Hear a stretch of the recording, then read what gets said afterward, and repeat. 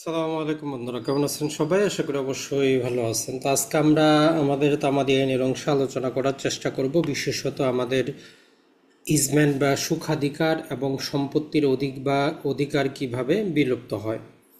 তো এর আগের ক্লাসগুলোতে আমরা মোটামুটি দুইটা ক্লাস আমরা নেওয়ার চেষ্টা করেছি। প্রথম ক্লাসে আমরা 1 থেকে নিয়ে 11 পর্যন্ত, দ্বিতীয় ক্লাসে আমরা 12 থেকে নিয়ে 25 পর্যন্ত আলোচনা করার চেষ্টা করেছি।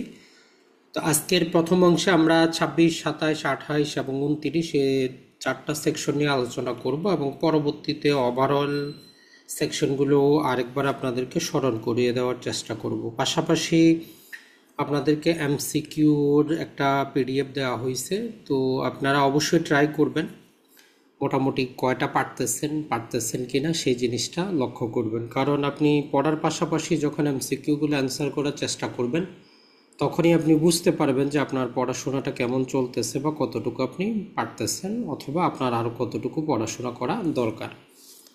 তো আজকে আমরা যে অংশটুকুর মধ্যে যাব, এটা হচ্ছে আমাদের পার্ট নাম্বার হচ্ছে 4, 4 নাম্বার পার্ট এবং 5 নাম্বার, ওই দুইটা পার্টেই থাকবে তামাদি আইনের।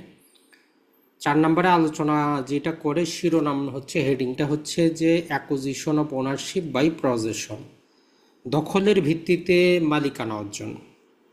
জিনিসটা খুবই গুরুত্বপূর্ণ এবং ইন্টারেস্টিং সবার জন্য, যে আপনি একটা সম্পত্তি শুধু ব্যবহারের ভিত্তিতে অথবা দখলের ভিত্তিতে আপনি সেখানে একটা অধিকার লাভ করেন, কিছু কিছু ক্ষেত্রে মালিকানাও লাভ করেন। এই যে ওনারশিপ বাই পজেশন, এইটা খুবই গুরুত্বপূর্ণ একটা জিনিস। তো আমরা বোঝার চেষ্টা করব যে কখন আমরা অধিকার পাচ্ছি, কখন ওনারশিপ পাচ্ছি। টোটাল আমরা 3টা সেকশন পাবো। 26 যেখানে আমাদের ইজমেন্ট বা সুখাধিকার নিয়ে আলোচনা করে, 27 আলোচনা করে এই সুখাধিকার হিসাবে কিছু সময় বাদ দিয়ে দিতে হবে, আর 28 আলোচনা করে যে কোনো সম্পত্তি মুভেবল হোক অথবা ইমুভেবল হোক, এটা যদি তামাদির শিডিউলে যে সময়সীমা উল্লেখ আছে এর মধ্যে যদি আপনি দখল উদ্ধার মামলা দায়ের না করেন, তাহলে ওই সম্পত্তিতে আপনার যে অধিকার সেটাই বিলুপ্ত হয়ে যায়। পাশাপাশি পার্ট নাম্বার যে 5-এর মধ্যে আমরা মোটামুটি বর্তমানে একটা সেকশনই আমাদের আছে, সেটা হচ্ছে যে সংরক্ষণ। তো এইখানে বলে যে তামাদি আইনটা কোন কোন ক্ষেত্রে প্রযোজ্য হবে না। তো আমরা 1 বাই 1 শুরু করার চেষ্টা করি। সর্বপ্রথমে আমরা যে ইজমেন্ট জিনিসটা পড়ব, তো আমাদের আর একটু ভালো করে বোঝা উচিত যে সুখাধিকার বা ইজমেন্ট বা ব্যবহার সত্য জিনিসটা আসলে কি। আমাদের বাংলাদেশে একটা আইন আছে যাকে আমরা বলি যে ইজমেন্ট অ্যাক্ট 1882। ওই আইনে উল্লেখ করা আছে নর্মাল সিম্পল একটা জিনিস, যে সুখাধিকার জিনিসটা কি। আর আমাদের তামাদি আইনে জাস্ট বলে যে সুখাধিকার বলতে এই জিনিসগুলোও অন্তর্ভুক্ত হবে। তার মানে মূল আইনে যেটা আছে সেটা তো হবে, পাশাপাশি এই জিনিসটাও অন্তর্ভুক্ত হবে সুখাধিকারের মধ্যে। মূল কথাটা হচ্ছে যে চুক্তি থেকে আগত না এমন কোনো অধিকার। আপনি অন্যের সম্পত্তি ব্যবহার করবেন, সেখানে আপনার এমন একটা অধিকার জন্মাবে যেটা কোনো চুক্তিভিত্তিক না, তার সাথে কোনো চুক্তি করেন নেই, চুক্তি ছাড়াই কোনো প্রকার তার সাথে লেনা দেনা করা ছাড়া, চুক্তি ছাড়াই আপনার যে অধিকারটা জন্মাবে। এই প্রতিটা ডেফিনেশনের প্রতিটা উপাদান আপনারা পৃথক করে পড়বেন। 4টা অপশন আপনাকে থাকতে পারে, আপনাকে দিতে পারে যে সুখাধিকার বিষয় নিচের কোনটা সঠিক, যেটা চুক্তি থেকে একটা আগত অধিকার। তার মানে আপনি প্রথমেই জানলেন যে কি সুখাধিকার কি না, চুক্তি থেকে আগত কোনো অধিকার না। যে একজন ব্যক্তি অন্যের মালিকানাধীন জমির কোনো অংশ হতে, আপনি অন্যের মালিকানাধীন সম্পত্তি আপনারও না, অন্যের মালিকানাধীন সম্পত্তির কোনো অংশ হতে নিজের লাভের জন্য, আপনার নিজের ব্যবহারের জন্য, নিজে ভোগ করার জন্য আপনি কোনো কিছু উত্তোলন করা, সেটা হইতে পারে ফসল উত্তোলন করা, সেটা হইতে পারে কোনো প্রকার আপনার সেখান থেকে আম জাম কাঁঠাল ফসলাদি নিয়ে আসা এবং ব্যবহার করার অধিকার আপনি পান। অথবা বলতেছে যে জমিতে জন্মানো অথবা সংযুক্ত অথবা অবস্থানরত কিছু ব্যবহার করার অধিকার আপনি পান। ধরেন যে আপনি একটা প্রাকৃতিক কারণে একটা বাগান আছে, একজনের মালিকানাধীন বাগান, তো প্রতিবার যখন আমের ফলন হয় আপনি সেই যান আম গাছ থেকে আম পাড়ে নিয়ে আসেন, তো ওই মূল মালিক আপনাকে কিছুই বলে না। তো এইভাবে যখন আপনি একটা অধিকার প্রয়োগ করতে থাকবেন দীর্ঘ একটা সময় প্রয়োগ করার পরে, সেই ক্ষেত্রে আপনার ওইখানে একটা অধিকার জন্মাবে। ওইটাই হচ্ছে আমাদের ইজমেন্ট বা সুখাধিকার। এখন আমরা তামাদি আইনের 26 ধারা আমাদেরকে বলে যে সুখাধিকার অর্জন করার জন্য কি কি কন্ডিশন প্রয়োজন, কখন আমরা সুখাধিকারটা আমাদের প্রয়োজন হবে, যে প্রয়োগযোগ্য হবে। তো সর্বপ্রথম যেটা বলে সেটা হচ্ছে যে এখানে দুইটা জিনিস বলে, একটা হচ্ছে যখন কোনো বিল্ডিং বা ভবনের জন্য আলো এবং বাতাস প্রবেশ এবং ব্যবহার যেটা শান্তিপূর্ণভাবে, পিসফুলি, যখন কোনো বিল্ডিং বা ভবনের জন্য আলো আসতেছে, সেখানে বাতাস আসতেছে, এইরকম যে একটা অবস্থা। অথবা আরেকটা অবস্থা হইতে পারে কোনো চলাচলের রাস্তা যেখানে আপনি চলাচল করেন, অথবা কোনো জলাশয়, অথবা কোনো প্রকার জলাশয়ের পানির যে ব্যবহার, অথবা যে কোনো ইতিবাচক এবং নেতিবাচক। তো এখন ইতিবাচক আর নেতিবাচক বলতে যেটা বোঝায়, নেতিবাচক মানে হচ্ছে কোনো একটা ব্যক্তিকে কোনো একটা জিনিস করা থেকে আপনি বারণ রাখতে পারতেছেন। আর ইতিবাচক ইতিবাচক জিনিস হচ্ছে যেখানে আপনি আপনি আরেকজন ব্যক্তিকে দ্বারা একটা কিছু করাইতে পারতেছেন, আরেকজন জনের জমিতে কিছু করার অধিকার আসছে। আর নেতিবাচক হচ্ছে যে ওই ব্যক্তিকে আপনি কিছু করতে বারণ করতে পারতেছেন সুখাধিকার হিসাবে। তাহলে হচ্ছে কোনো বিল্ডিংয়ে আলো এবং বাতাস, এই দুটো শব্দ মনে রাখবেন, যে লাইট এবং এয়ার। আর পাশাপাশি আরেকটা হচ্ছে আমাদের যে কোনো চলাচলের রাস্তা, কোনো প্রকার জলাশয় অথবা জলাশয়ের পানি ব্যবহার, অথবা কোনো প্রকার সুখাধিকার, সেটা পজিটিভ হোক অথবা নেগেটিভ হোক, যদি এগুলো শান্তিপূর্ণ এবং প্রকাশ্যভাবে, দুইটার মধ্যে জাস্ট সিম্পল একটা পার্থক্য। এখানে প্রকাশ্যভাবে শব্দটা এই জন্যই ব্যবহার করা হয়েছে, যেমন ধরেন যে আপনি যদি কোনো রাস্তা দিয়ে নর্মালি না চলেন, শুধু রাতের বেলা চলেন যেখানে কেউ দেখে না, তো ওইখানে আপনি 100 বছর চললেও কি হবে না, আপনার সুখাধিকার আসবে না। কোনো বাড়ি যেটা বন্ধ আছে, আপনি রাতের বেলায় প্রবেশ করে একা একা সেখানে যদি 100 বছরও থাকেন, ওই বাড়িতে থাকার আপনার সুখাধিকার আসবে না। তো ওই জন্য বলতেছে যে শান্তিপূর্ণ হবে এবং প্রকাশ্য রূপে হবে। তো এখানে মোটামুটি আমাদের কয়েকটা কন্ডিশন হচ্ছে যে বিনা বাধায় আপনাকে হইতে হবে, বিনা বাধায়। আরেকটা হচ্ছে যে আপনি আপনার নিজের একটা অধিকার মনে করে সেটা ব্যবহার করবেন, যে হ্যাঁ এটা আপনার ব্যবহার করার অধিকার আছে এইরকম। আর যদি এখন ব্যক্তিগত প্রপার্টি হয় তাহলে 20 বছর। তো বারবার আপনার এমসিকিউতে এই জিনিসটা জিজ্ঞেস করবে যে সুখাধিকার অর্জনের তামাদি, সুখাধিকার অর্জন করার জন্য সম্পত্তিটা আপনাকে কত দিন ব্যবহার করতে হবে। তাহলে যদি ব্যক্তিগত প্রপার্টি হয় 20 বছর, আর যদি সেটা সরকারি প্রপার্টি হয় তাহলে 60 বছর।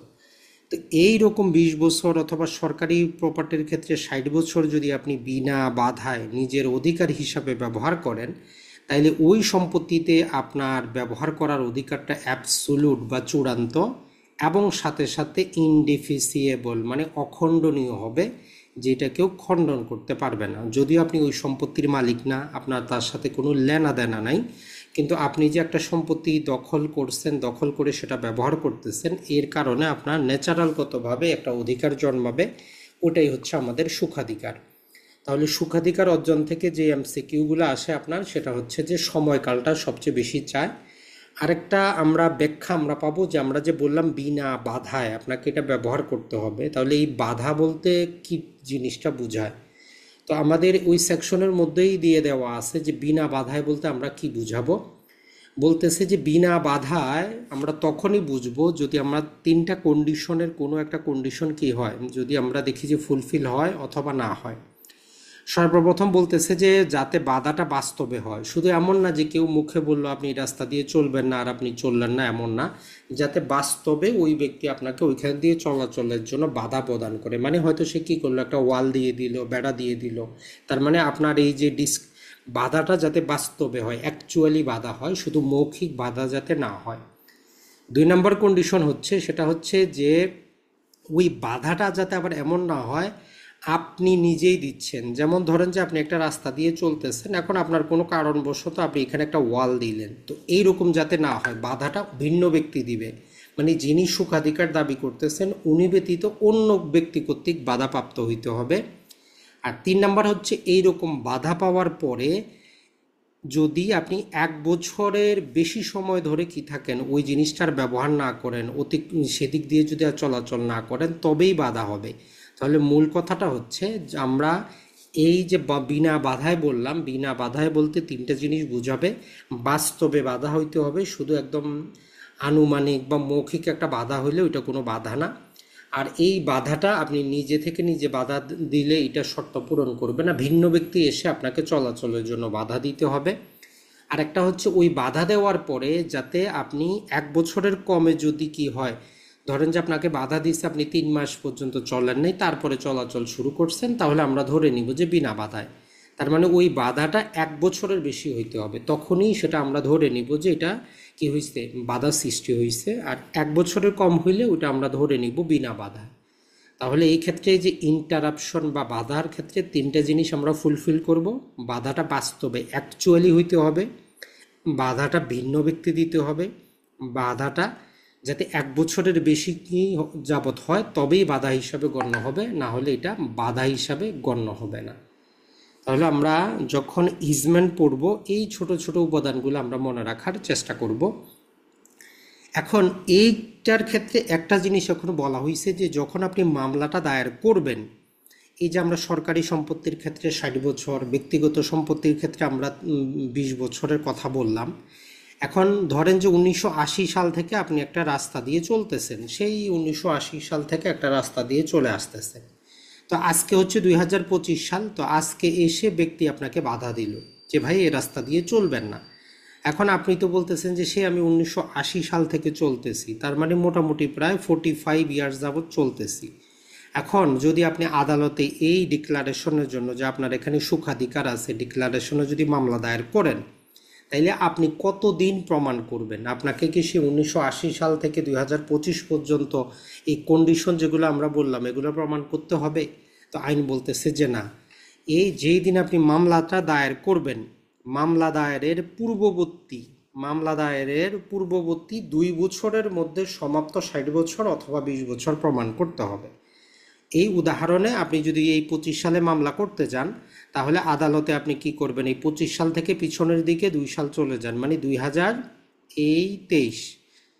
আপনাকে আদালতে এতটুকু প্রমাণ করতে হবে যে আজকে যে আপনি 2025 সালে মামলা দায়ের করতেছেন এইখানে আপনার সুখাধিকার অর্জিত হয়েছে। তো যখন আদালত 20 বছর অথবা 60 বছর হিসাব করবে, তখন আদালত এই যে 2 বছর পিছনের দিকে 2 বছরের মধ্যে সমাপ্ত 20 বছর দেখবে যে কন্ডিশনগুলো ঠিক আছে কিনা।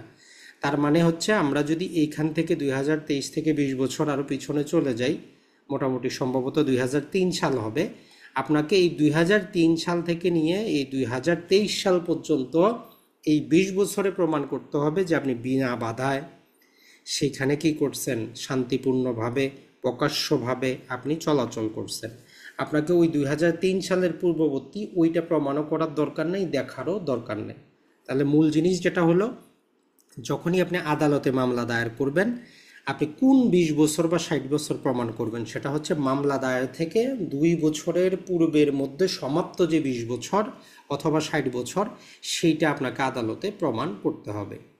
তো এই টোটাল যে আমাদের সেকশনটার মধ্যে 2টা উদাহরণ দেওয়া আছে, উদাহরণ 2টা থেকে আপনি 2টা জিনিস কিন্তু পাবেন। 2 নম্বর উদাহরণটা সবচেয়ে বেশি গুরুত্বপূর্ণ, যে সকল কন্ডিশন ফুলফিল করার পরেও যদি আপনি তার কাছে কোনোদিন কি চান, অনুমতি চান, তাইলে কিন্তু আপনি হেরে যাবেন মামলায়। আমরা উদাহরণগুলোও আপনাদেরকে পিডিএফ করে দেওয়ার চেষ্টা করেছি, সেটা একটু দেখে নেওয়ার চেষ্টা করবেন। জাস্ট একটু যদি আমরা দেখি উদাহরণটা, কারণ হচ্ছে যে বর্তমানে যেহেতু এমসিকিউ থেকেও কি হচ্ছে, এমসিকিউর মধ্যেও আমাদের উদাহরণ আসতেছে, তো লিখিত পরীক্ষায় উদাহরণ কিন্তু আসে। তো এখানে যে জিনিসটা বলতেছে 2টা উদাহরণ আছে। 1 নম্বর উদাহরণে বলতেছে যে 1911 সালে একটা পথের অধিকার দাবি করে একজন ব্যক্তি কি করে, একটা মামলা দায়ের করে। তো বিবাদী আদালতে উপস্থিত হয়ে সে স্বীকার করে যে ঠিক আছে, কি করছে, সে পথের অধিকারে বাধা সৃষ্টি করছে, কিন্তু পথ ব্যবহারের অধিকারের অস্তিত্ব সে স্বীকার করে যে হ্যাঁ এই ব্যক্তি পথ চলতো, আমি তারে পথের অধিকার চলার বাধা দিছি। এখন যিনি মামলা দায়ের করছেন বাদী, উনি আদালতে এতটুকু প্রমাণ করেন যে তিনি 1 জানুয়ারি 1990 সাল থেকে 1 জানুয়ারি 1910 সাল পর্যন্ত, মানে টোটাল 20 বছর শান্তিপূর্ণভাবে এবং প্রকাশ্যভাবে উক্ত অধিকারটি একজন ইজমেন্ট অধিকার হিসাবে এবং নিজের অধিকার বলে কোনো প্রকার বিঘ্ন ছাড়াই ভোগ করেছেন। তো কথাটা হচ্ছে যে মামলায় উনি জিতবেন, ওনার পক্ষে ডিক্রি আসবে, বাদী রায় পাওয়ার অধিকারী। কারণ হচ্ছে কি, যে উনি প্রকাশ্যরূপে এবং শান্তিপূর্ণভাবে সেটা ব্যবহার করছেন একটা অধিকার হিসাবে। আর 2 নম্বর উদাহরণটাতে যদি আমরা বলি, যে বলতেছে যে উপরের একই কন্ডিশনে একই ধরনের মামলায় বাদী দেখান যে তিনি উক্ত অধিকারটি শান্তিপূর্ণ এবং প্রকাশ্যভাবে 20 বছর যাবৎ ভোগ করেছেন। বাদী এটা প্রমাণ করছে, কিন্তু বিবাদী শুধু এতটুকু প্রমাণ করছে যে ওই 20 বছরের মধ্যে একবার তার বাদী কি করছে, তার কাছে এই পথ চলার জন্য অনুমতি চাইছিল। তাহলে বাদী তার 20 বছর প্রমাণ করছে, কিন্তু বিবাদী শুধু একটা জিনিস প্রমাণ করে মামলাটা খারিজ করে দিছে, যে এই 20 বছরের মধ্যে সে অনুমতি চাইছিল যে আমাকে পথ চলার জন্য কি একটা দেন, পথটা চলতে দেন। তার মূল কথাটা কি হচ্ছে, তাহলে মামলাটা খারিজ হয়ে যাবে। তাহলে এই উদাহরণ থেকে আমরা আরও একটা কন্ডিশন পাইলাম যে অনুমতি চাইতে পারবেন না। তাহলে সুখাধিকার তামাদি আইনের 26 ধারায় যেটা, সেটা হচ্ছে যে আমাদের কোনো প্রকার যেই রাস্তা হোক, জলাশয় হোক অথবা পানির ব্যবহারের হোক, আমরা যখন কি করব, বিনা বাধায় অনুমতি ছাড়া শান্তিপূর্ণভাবে প্রকাশ্যরূপে নিজের অধিকার মনে করে কোনো সম্পত্তির উপর দিয়ে চলাচল করব, ব্যবহার করব, ফসলাদি কেটে নিব। এমনকি এটা আপনার ধরেন যে কোনো বাগান থেকে কোনো প্রকার আম বলেন, জাম বলেন, এগুলোও যদি আপনি নিয়মিত প্রতি বছর, ধরেন যে আপনি প্রতি বছর আমের মৌসুম থেকে একটা জায়গা থেকে আম পাড়ে নিয়ে আসেন, যিনি মালিক উনি কিছুই আপনাকে বলেন না, এইভাবে 1 বছর 2 বছর 3 বছর করে করে 20 বছর যাবত আপনি যখনই আমের মৌসুম আসে আম পাড়ে নিয়ে আসেন। এখন 21 বছরে এসে যদি উনি আপনাকে বাধা দেয়, আপনি তখন কি করতে পারবেন, এই অধিকারটা আদালতের মাধ্যমে ডিক্লেয়ার করে নিতে পারবেন যে বাদী সেখানে কি ছিল, নীরব ছিল, অতএব ওই অধিকারটাতে ওই আম বাগানের উপর আপনার একটা ব্যবহার সত্ত্ব আছে। তাহলে 26 ধারার ভাইয়া, ক্ষেত্রে অধিকারটা কি লিখিত বা মৌখিক হইতে হবে? ভাই, কথাটা হচ্ছে কি, অধিকার লিখিত, সরি, অনুমতি। অনুমতি। জি, এখানে যে অনুমতির কথা বলা হচ্ছে, এটা কি লিখিত বা মৌখিক এরকম কোনো কিছু হইতে না, হবে যে? কথাটা হচ্ছে কি, শোনেন, মূল কথা হচ্ছে ওই জন্য আমরা কিছু বেসিক কথা বলাই। কথা হচ্ছে চুক্তি বা অনুমতি যে সব সময় কাগজে লিখিত হয় এমন না। অনুমতি মৌখিকও হইতে পারে, লিখিত হইতে পারে। যেমন চুক্তি বলতে আমরা বুঝি যে লিখিত চুক্তি। আপনি যখন চুক্তি আইন পড়বেন, চুক্তি আইনে কোথাও বলে না যে আপনার প্রতিটা চুক্তি কি করতে হবে, লিখিত হইতে হবে। চুক্তি যেমন লিখিত হইতে পারে, মৌখিক হইতে পারে, অনুমতিটা যেমন আমরা আইনে পড়ি প্রকাশ্য হইতে পারে, অপ্রকাশ্য হইতে পারে। এখানে লিখিত অনুমতির কোনো প্রশ্ন না। এখানে জাস্ট সিম্পলি যে জিনিসটা বোঝাচ্ছে যে মামলা প্রমাণকে আমরা কি জানি, মৌখিক সাক্ষ্য দ্বারা প্রমাণ করতে পারি। এখন উনি জাস্ট এতটুকু প্রমাণ করছে যে সে আমার কাছে অনুমতি চাইছে, সে কি করছে, সাক্ষী দেখাইছে যে হ্যাঁ করিম সাহেব এত তারিখে তার কাছে এই পথটা চলার অনুমতি চাইছে। এখানে লিখিতর কিছু দরকার নাই। মূল কথাটা হচ্ছে এটা, চুক্তি যেমন লিখিত হইতে পারে, মৌখিক হইতে পারে, অনুমতিটাও আপনার লিখিত হইতে পারে, মৌখিক হইতে পারে। এখন উনি যে অনুমতিটা চাইছে, নর্মালি আপনি যে অনুমতি চান লিখিত আর তো আর চাবেন না। আপনি এই বাস্তব ক্ষেত্রে আপনি আপনার বাড়ির পাশের যে রাস্তা, এটা ব্যবহার করতে মৌখিকভাবেই চাওয়া হয় যে ভাই ঠিক আছে আমার একটু চলতে দেন, আমার পথ চলার জায়গা নাই। তো এগুলো তো আর কেউ তো আর লিখিত আকারে কাউরে অনুমতি দিবে না। নর্মালি কোনো কমন সেন্সের ব্যক্তি, আপনি কি আপনার পাশের বাড়িওয়ালাকে লিখিত আকারে কাগজের সিগনেচার দিবেন যে আপনি এখান দিয়ে চলেন? জীবনেও তো দিবেন না। তাহলে আপনাকে একটু কনসেপ্ট আকারে বুঝতে হবে যে এখানে আইনের মধ্যে সব বিষয় লিখিত হওয়ার দরকার নাই। লিখিত সেটাই দরকার হবে যখন আইনে স্পষ্ট বলা থাকবে। যেমন আমরা ওই যে তামাদি আইনের 19 এবং 20-এ দেখেছি যে আপনি অ্যাকনলেজমেন্ট লিখিত হইতে হবে। তারপরে টাকা প্রদানের পর যে স্বীকারোক্তিটা লিখিত হইতে হবে। তো আইনের মধ্যে যদি প্রকাশ্যভাবে কোনো জায়গায় লিখিতভাবে থাকে তবেই লিখিত লাগবে। আর অন অ্যাভারেজ কোনো লিখিত কিছুর দরকার নাই, সেটা চুক্তি হোক অথবা কোনো অনুমতি হোক অথবা অন্য কোনো জিনিস হোক। তো তাহলে আমাদের 26 ধারার মধ্যে মোটামুটি আমরা যেটা পাবো যে কিছু কন্ডিশন পাচ্ছি। আর ওই উপাদানগুলো একটু মনে রাখার চেষ্টা করবেন কি আছে, আমাদের আলো এবং বাতাস, এটা হচ্ছে শান্তিপূর্ণভাবে। আর হচ্ছে আমাদের পথ চলা অথবা জলাশয় অথবা পানি ব্যবহার অথবা অন্য কোনো অধিকার, সেটা পজিটিভ হোক অথবা নেগেটিভ হোক, যখন আমরা সেটা শান্তিপূর্ণভাবে এবং প্রকাশ্যরূপে বিনা বাধায় কি করব, আমরা নিজের অধিকার মনে করে আমরা ব্যবহার করব। আর উদাহরণ থেকে আমরা বুঝলাম যে আমরা অনুমতি চাইতে পারবো না। যদি অনুমতি আমরা চাই তাহলে আমাদের লাভ হবে না, মানে ওই অধিকারটা সেখানে আমাদের জন্মাবে না। তো এরপরে যদি আমরা সেকশনটা দেখি, সেটা হচ্ছে যে আমাদের 27, এইটা জাস্ট এই কথাটা বলে যে আমরা যখন সুখাধিকারের এই 20 বছর বা 60 বছর হিসাব করব, সেক্ষেত্রে আমাদেরকে কিছু সময় বাদ দিয়ে দিতে হবে। তো এই সময় বাদ দেওয়াটা যদি আপনি আইনগতভাবে বুঝতে চান, আগে একটু অন্য জিনিস বুঝতে হবে, তারপরে সেকশনটা বুঝতে পারবেন। যেমন ধরেন যে এইটা হচ্ছে আপনার মূল বাড়ি, অর্থাৎ যেই বাড়িতে আপনি নিজে বসবাস করেন। আইনের ভাষায় এটাকে বলে যে ডোমিনেন্ট হেরিটেজ, মানে যেই মূল সম্পত্তিটার জন্য আপনি আরেকটা সম্পত্তি ব্যবহার করবেন। আপনার নিজের মূল বাড়িটাকে বলে যে আমাদের যে ইজমেন্ট অ্যাক্টের অধীনে ডোমিনেন্ট হেরিটেজ।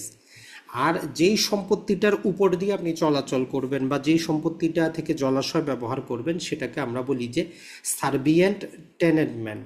তো এই জন্য এই 27 নাম্বার সেকশনের হেডিংয়ে আপনি দেখবেন যে দেওয়া আছে যে এক্সক্লুশন ইন ফেভার অফ রিভিশনার। তাহলে এখানে একটা রিভিশনার শব্দ আমাদের বুঝতে হবে, আর একটা হচ্ছে যে এই যে সার্বিয়েন্ট টেনেটমেন্ট, এই দুটা শব্দ। তাহলে সার্বিয়ানটা বুঝলেন যে যেই সম্পত্তির উপর দিয়ে আপনি চলাচল করতে চাচ্ছেন, যেটার মালিক আপনি না, অন্যজন মালিক, আপনি চলাচল করতে চাচ্ছেন, বা যেই জলাশয়টা আপনার না অন্যজনের, সেটা হচ্ছে সার্বিয়ান টেনেটমেন্ট। আর রিভিশনার জিনিসটা আমরা একটু বোঝার চেষ্টা করি যে তাহলে রিভিশনার জিনিসটা কি। এই দুটা বুঝলেই ওই সেকশনটা ইজি আপনার কাছে মনে হবে। ধরেন যে এ হচ্ছে এ নামক একজন ব্যক্তি, সে কী করলো, তার একটা জমি আছে, সেটা বি নামক ব্যক্তিকে সে বলে দিল যে আপনি যতদিন জীবিত আছেন আমার সম্পত্তিটা আপনি ভোগ করেন, বা যাকে আমরা বলি যে জীবন সত্ত্ব বা লাইফ ইন্টারেস্ট।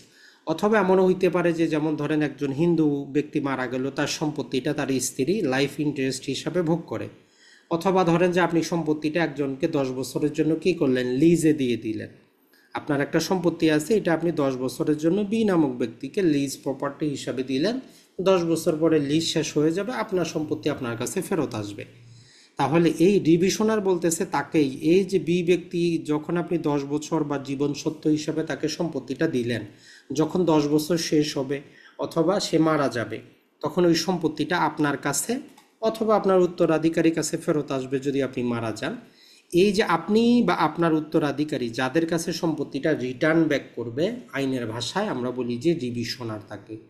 এই ডিভিশনার শব্দটা বারবার পড়বেন, আমরা যখন সুনির্দিষ্ট প্রতিকার আইন পড়তে যাব সেখানে এই শব্দটা বারবার পাবেন যে ডিভিশনারও কখন মামলা দায়ের করতে পারে। এখন এইখানে আরেকটা শব্দ পাবেন, রিমাইন্ডারম্যান। এখন এই রিভিশনার আর রিমাইন্ডারম্যানের মধ্যে পার্থক্যটা হচ্ছে এই যেই সম্পত্তিটা আপনি কি করছিলেন আপনার কাছে অথবা আপনার উত্তরাধিকারীর কাছে যদি ফেরত আসে, আইন বলে যে রিভিশনার। কিন্তু ধরেন যে আপনি কন্ডিশন দিচ্ছেন যে ঠিক আছে এটা আপনি খাবেন, আপনি মারা যাওয়ার পরে এই সম্পত্তিটা আরেকজন ব্যক্তি ঠিক করে দিলেন যে ডি নামক ব্যক্তির কাছে চলে যাবে, আপনার কাছে আর ফেরত আসবে না। আপনি বা ওই লিজ প্রপার্টির ক্ষেত্রেও দলিলে উল্লেখ করে দিয়েছেন 10 বছর আপনার লিজে থাকবে, 10 বছর পরে করিম সাহেবের কাছে চলে যাবে। তাইলে ওই যে করিম সাহেব যিনি অবশিষ্ট ভোগী হিসাবে দাবি করতেছেন, লিগালি যিনি একটা দলিলের মাধ্যমে বা কোনো কিছুর মাধ্যমে ইনটাইটেল সম্পত্তিটা পাওয়ার জন্য, তাকে আমরা বলবো যে রিমাইন্ডারম্যান। তাহলে এই 27 নম্বর সেকশন বুঝতে আমরা দুইটা জিনিস বুঝতে পারলাম। একটা হচ্ছে ডমিনেন্ট হেরিটেজ, হচ্ছে সেই জিনিসটা যেইটার জন্য, যেইটার উপকারের জন্য আপনি মালিক না হয়েও আরেকজনের সম্পত্তি ব্যবহার করবেন, ওইটারে বলতেছি আমরা সার্বিয়েন্ট টেনেটমেন্ট। এখন এই ডিভিশনার হচ্ছে যদি আপনি সম্পত্তি কাউরে ভোগ করার জন্য দেন, পরে আপনার কাছে ফেরত আসবে, তখন আপনারে আর আমরা কি বলতেছি না, ওনার বলতেছি না, বলতেছি যে আপনি হচ্ছেন লিগালি ডিভিশনার, মানে আপনার কাছে আইনগতভাবে সম্পত্তিটা ফেরত আসবে। আর যদি আপনি এমন কন্ডিশনে দেন যে ওই সম্পত্তিটা আপনার কাছে তো আসবে না, তৃতীয় আরেকজন ব্যক্তির কাছে যাবে, তখন ওই ব্যক্তিকে আইনের ভাষায় আমরা বলি যে উনি হচ্ছেন রিমাইন্ডার ম্যান, মানে অবশিষ্ট অংশ উনি পাবেন। তো এক্ষেত্রে আমাদের দুইটা জিনিস আছে। 27 বলতেছে যখন কোনো প্রকার চলাচলের রাস্তা মানে হচ্ছে জমি এবং কোনো প্রকার জলাশয় বা পানির প্রবাহ রিলেটেড সুখাধিকার আমরা হিসাব করব, তখন ওই সম্পত্তিটা যেইটার উপর আমরা সুখাধিকার হিসাব করতেছি, আমাদেরকে একটু খোঁজ নিতে হবে যে ওই সম্পত্তিটা আসলে কোন ব্যক্তি বর্তমানে দখলে আছেন, মালিকানায় আছেন।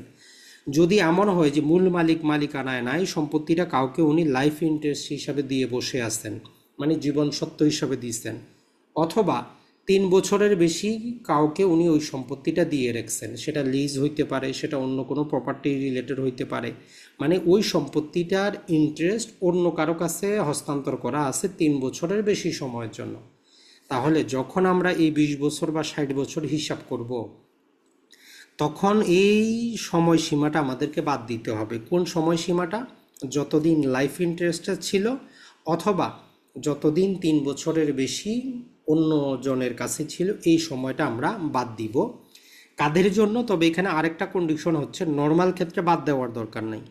যদি আপনি যখন সুখাধিকার হিসাব করতেছেন, এই ব্যক্তি যদি মারা যায়, লাইফ ইন্টারেস্টকারী যদি মারা যায়, অথবা 3 বছরের বেশি যে ইজারা ছিল, ইজারা যদি সমাপ্ত হয়ে যায়, আর এই যার কাছে সম্পত্তিটা ফেরত আসবে এই ডিভিশনার সাহেব যদি আপনাকে কি করেন, ওই যে জীবনসত্ত্ব শেষ হওয়ার অথবা ওই 3 বছরের বেশি ইজারা শেষ হওয়ার 3 বছরের মধ্যে যদি আপত্তিটা দায়ের করেন, মানে আপনারা যদি বাধা দেন।